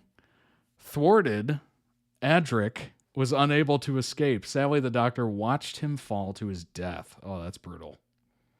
Chameleon, number 7, was a companion of the 5th Doctor, a shape-changing android who initially belonged to Tremis Master. The Master used Chameleon to try and prevent the signing of the Magna Carta in the year 1215. Wow. Before the Doctor freed him and invited him to board the TARDIS. The Master eventually caught up to him, however, and took over Chameleon's body. Wow. Crazy. Caused an almost fatal heart attack. Racked with pain the Master left behind, Chameleon begged the Doctor to destroy him, and he reluctantly agreed. Number 6, Canine Mark III, not the dog, not the canine android dog. Spent most of the 80s and 90s with Sarah Jane Smith before slowly breaking down, as she couldn't repair him. Sarah Jane just had to leave K9 to deactivate. K9 was reactivated by the 10th Doctor, David Tennant, in School Reunion to help against the Krillitanes. Excuse me, that's probably wrong. In order to save the Doctor, K9 ordered the Time Lord away from the school and blew it up by shooting a barrel of Krillitane oil at it. K9 sacrificed itself to take down the Krillitanes. That was right, actually? Nice. Adri, the spaceship, killed the dinosaurs instead of a meteor. Interesting. Jamie was a Scottish companion who didn't die. Oh, interesting. Apparently they messed that up.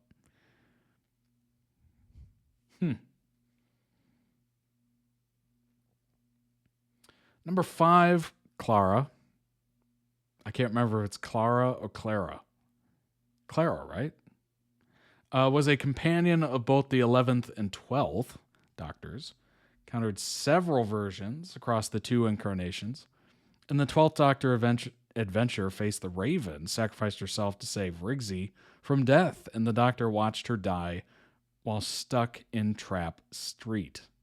The Doctor returned to Gallifrey, hoping to change time and save her.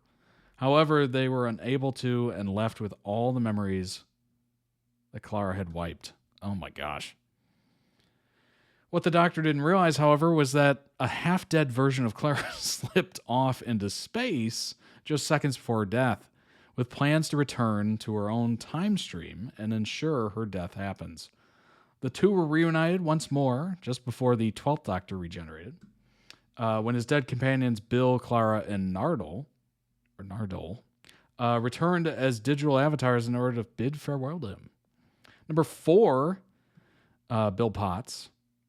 Bill Potts was the last companion of the 12th Doctor who lost her life after being converted into a Cyberman. Ooh, that's a terrible fate. Heartbreakingly, Bill's mind was still conscious inside her new body and wasn't aware that she had been converted. A battle erupted across several levels of the Cybermen's ship, and the Doctor was knocked unconscious as it came to an end. After realizing she was really dead, Bill returned the Doctor to the TARDIS and left with Heather, who explained that a version of Bill's memories was safely uploaded to the Testimony Foundation. Dang. She was the one in the video saying, "Don't get me killed," yeah? That's brutal. That is sad. Ugh. Astrid, number 3, famously played by Australian pop star Kylie Minogue in the festive Doctor Who episode Voyage of the Damned. 10th Doctor met Astrid on board the Titanic. Speaking of Titanic, I literally was talking about that earlier. An alien cruise ship where she worked as a waitress. Although she only served as a companion for one episode, Astrid sacrificed herself in order to save the Doctor, using a forklift to drive the evil Max Capricorn. Never trust a Capricorn, apparently. The owner of the cruise liner and his life support system into the Titanic's engines. Ow. Oh, that's brutal. Despite Astrid wearing a teleportation bracelet, the device was too damaged.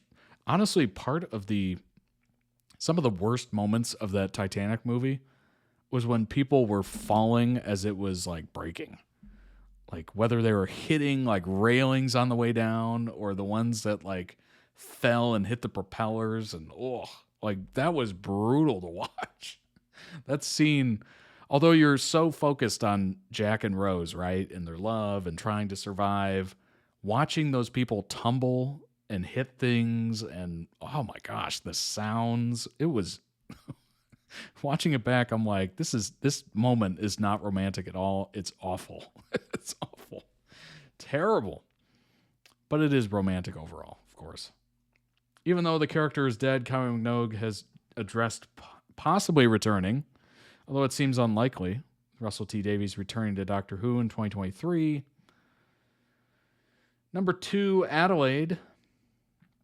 Captain Adelaide was the first woman to land on Mars and briefly stood as the 10th Doctor's companion in the episode The Waters of Mars.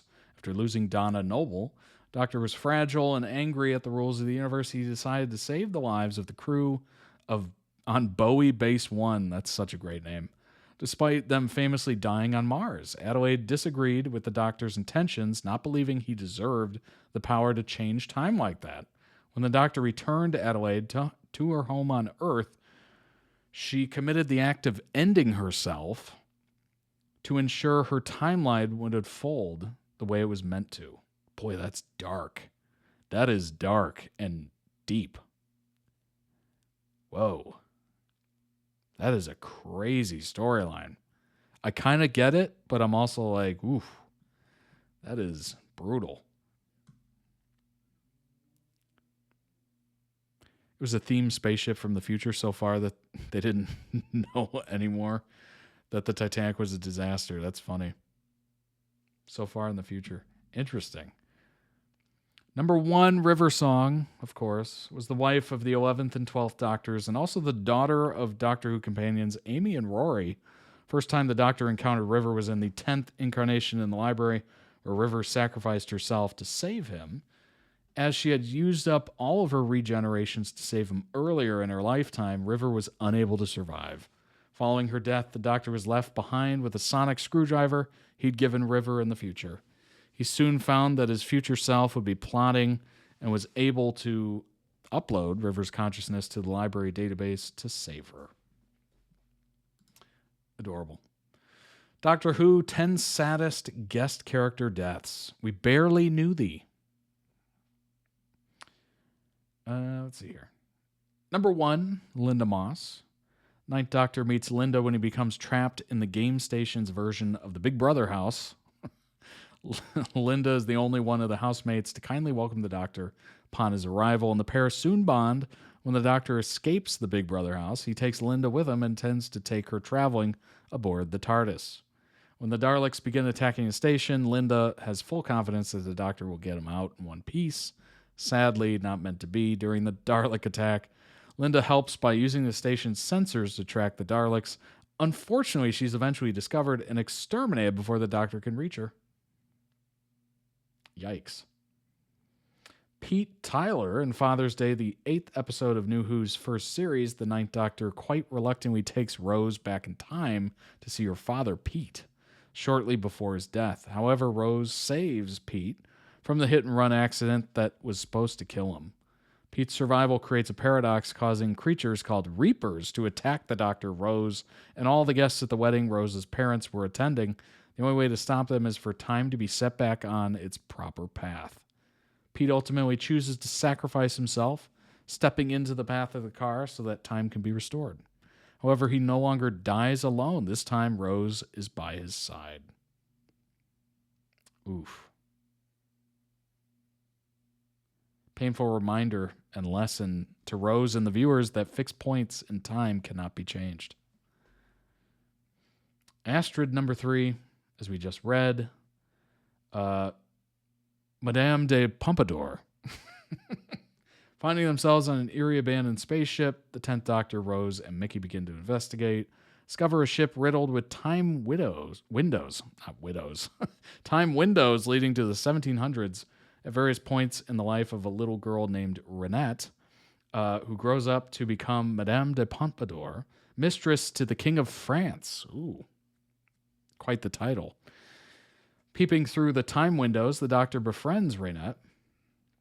After saving her from clockwork droids who wanted to use her brain to mend the ship, that's crazy, the Doctor invites Renette to travel with him aboard the TARDIS. Of course he does.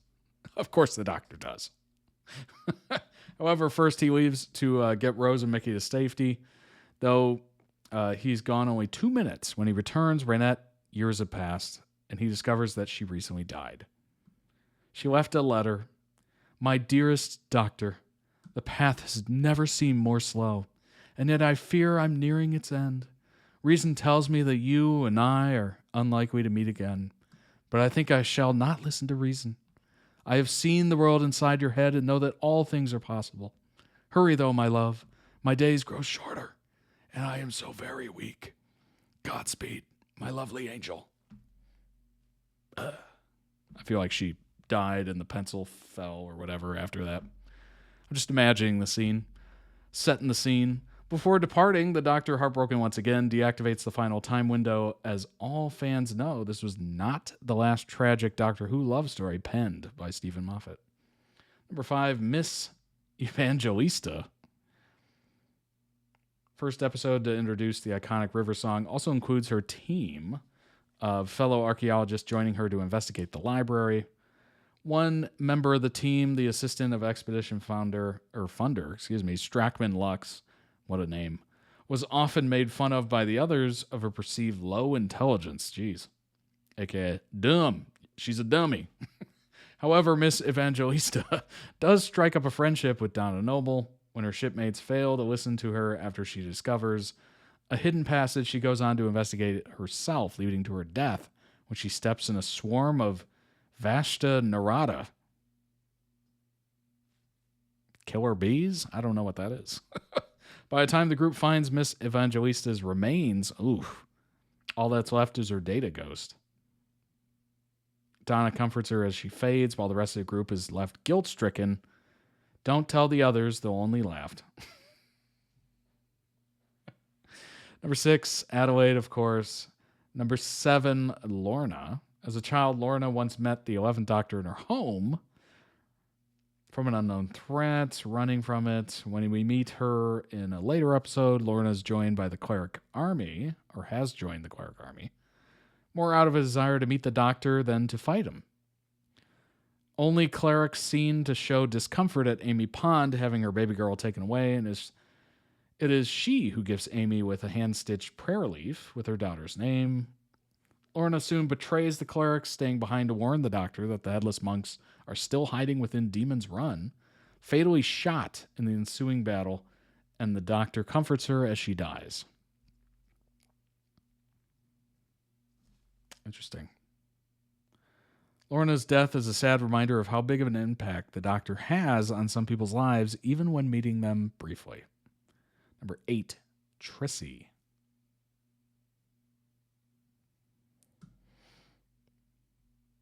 To help themselves through the ship, the Doctor, Roy, and Brian befriend Trissy, a triceratops that enjoys playing fetch with Brian's golf balls. Interesting. Trissy's shot to prove a point to the Doctor about what he is capable of. Doctor is both saddened and angry at the innocent dinosaur's death, with the event coloring the rest of his actions with Solomon throughout the episode.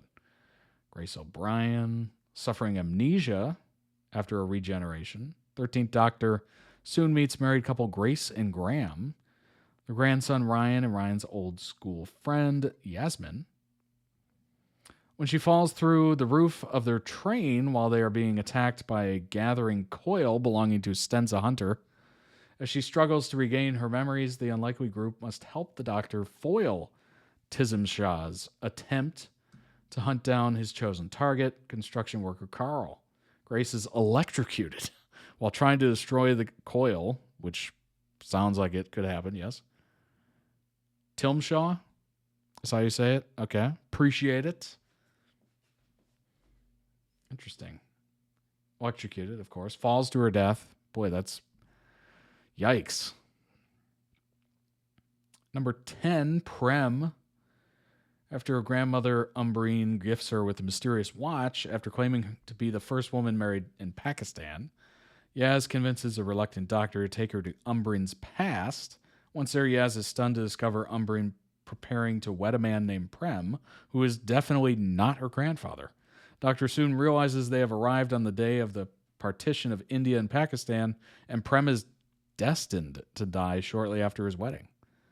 Doctor is unable to intervene in what is to come, and she cannot risk altering history, lest Yaz cease to exist.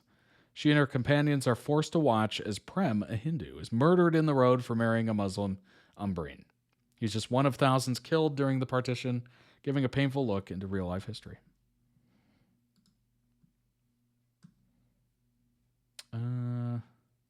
Let's see. Which doctor has racked up the most deaths? Oh my gosh. Capaldi's doctor. The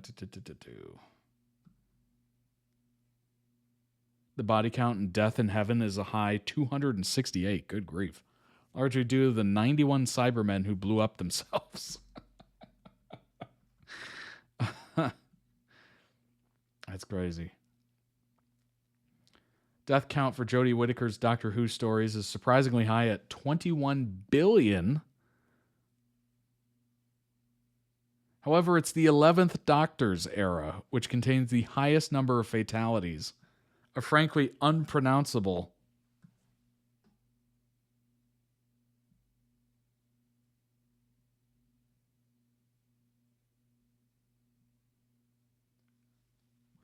sextrillion? Is that 1 sextrillion deaths?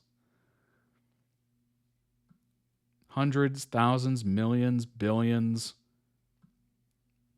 quadrillions. Wait, or is it septrillion? Might be septrillion. Wait.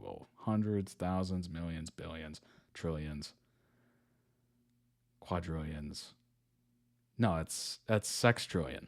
1 sextrillion deaths. That's crazy. That's a crazy number. I think it's sextrillion for 6. That's crazy. So how on earth did fandom.com arrive at that figure? Eric Saward, but this time neither was it due to particularly bloody Doctor Who adventure. The majority of these deaths happened off-screen. Tiberian Galaxy exploded, resulting in the deaths of some, let's see, thousands, millions, billions, trillions. Oh my gosh. That's crazy. That is absolutely nuts. That's a lot of people.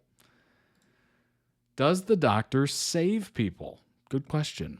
Does the Doctor? I'm usually the last person to listen to whatever Doctor Who ex-novelist and notorious hateball Lawrence Miles has to say, but a few weeks ago he published a short text on his blog, which struck with me. It apparently has been deleted now, but I'm sure it came from him. It was in reaction to the first trailer of Doctor Who Series 9, specifically the line, quote, "I'm the Doctor and I save people." Miles's proposition was something to the effect of, the Doctor doesn't save people, that's not what he does. Saving people is a side effect of what he does. Somebody said, I think Miles is being pedantic here. Yes, the Doctor's primary motivation is exploring the universe, not being a hero, but when the situation calls for it, he steps up to the plate. Moffat describes this wonderfully regarding 5. Davison's Doctor is beautifully unaware that he is a hero. He simply responds as he feels he must when confronted with evil and injustice, and does so with a very human sense of fluster and outrage. And one of the comparatively few perfect decisions in Doctor Who, Davison's allowed to finally expire saving not the entire universe, but just one life. This isn't the show that, as has been suggested, that he's any less capable or powerful than the other Doctors. Just that for him, saving one life is as great an imperative as saving a galaxy. This, then, is the Doctor, as I believe he ought to be, someone who would brave a supernova to rescue a kitten from a tree. That's funny. This is perfectly consistent with what the 12th does, which is save someone in a moment of fluster and outrage and defiance against the universe. Let us also not forget the influence of Clara. She's the one who pushes him to be a hero, who tells him you're the Doctor, saving people is what you're supposed to do. When he's having an emotional crisis about the things happening around him, most of the time her emotional cheerleading has good results. Like in Day of the Doctor, maybe this time we're looking at what happens when Clara's influence is more ambiguous. Not only Davison, Tennant's Doctor died also saving one life, feeling that he could have done so many more things that it was unfair, but it was his duty and an honor to die for. Somebody responded. I still think he would have whined and moaned and complained about it, but whatever. He's not Superman. He won't run into a burning building to save people. He understands that if he goes down that path, he'd have to feel guilty for every fire he can't stop. He doesn't want that burden. When he's in a burning building, however, you can be damn sure he won't allow too many deaths. He'll rise to the occasion. So does he save people? Absolutely. He loves to save people. However, that's not what he sets out to do. It's when he starts caring. When a baby cries, a deaf woman's courage charms him. When a child in his bedroom begs for help, that's when he saves them. That's a beautiful sentiment right there. It's not Superman not running into burning buildings, but if he happens to be there, he'll do what he can. That's beautiful. Very, very beautiful. I like that. That's a great way to end it. A fantastic way to end it. I did a couple tangents tonight. That was a beautiful edit. I enjoyed it greatly. I like that little discussion on that Reddit thread. That's pretty cool. That's pretty cool. I like that. Hope after all the death. Yes. Yes. Only one septrillion or sextrillion deaths. That's not too bad, right? That's not that bad. Could be worse. Could be worse. That's a crazy understatement there. Could be worse. That's lovely. That's kind of an interesting... I didn't even think about that. The kind of differences between Superman and the Doctor. One is like, gotta save everybody. Can't have anybody die. And really takes loss of life like super hard. And then the other one is just... when he cares, he cares. And when he has the chance to step up, he does. That's really beautiful. Super beautiful. I like that little difference there, that slight adjustment. Beautiful character. I love the fact that the writers are not afraid to go for it. There's plot armor in a way, but not a lot of it. Certain characters could be super beloved by the public, and that doesn't mean they're safe. I like that. I wish more movies kind of dealt like that. That's why Game of Thrones was so surprising for a lot of people. Maybe they hadn't seen a show where there was not as much plot armor and anybody could go at any episode. It kind of led it to be more like you had to tune in because you wanted to see who's going to die. Who's it going to be? Is it going to be your favorite character? Is it going to be the pain in the butt, Joffrey? It's a family show, but they don't shy away from death or consequences. That's beautiful. That is absolutely beautiful. I like how they handle it gently a lot of times. Some of it's a little dark, apparently, obviously, but they probably handle it very well, though. It is a family show at the end of the day, so it's nice. That's very nice. I like it. I appreciate you being here, everybody. I hope you enjoyed it as much as I did. Those were 5 amazing videos, again, by ToddReacts.com members. They keep doing it. They can't stop. They're perfect. These are perfect. Oh my gosh. If you would like control of the stream and to be able to continue this, certainly join up ToddReacts.com. I'd love to see what you have to request. I'm sure it's going to be great. I'm sure it is. So definitely join up today. Follow, subscribe, all that good stuff. Welcome in. You can come back anytime. It's an open door policy. If you want to come in, check out the YouTube. There's over 1,200 videos there. You can stay as long as you want. You can stay on the couch. You're welcome in. There's no locks on this house. Follow, subscribe, all that good stuff. Join the Discord. I'll see you in there. There's over 300 members. I think it's 305 or something like that. Join us. Lots of great conversations. Like I said earlier, we were talking about credit cards, and then we morphed it into a whole bunch of different stuff. So go ahead and join us. We talk about everything. Friends have been made, all that good stuff. People from all over the world coming together. It's a beautiful thing. And yeah, check out the merch. Check out the website. Enjoy yourselves. You just got a new returning requester from the Patreon era. Wow. Wow. Wow, the Patreon era. That was the start. And then we morphed it into toddreacts.com. It was a little more personal. I could really, make it my own space, and it's proven to be quite nice. And I've enjoyed it. So I hope you have as well. Check out the website. I worked hard on it. I'm not a great, web developer or whatever, or designer, but I tried. I tried. I hope you have a tremendous weekend. Stay safe out there. Enjoy yourselves. And I look forward to seeing you on Monday.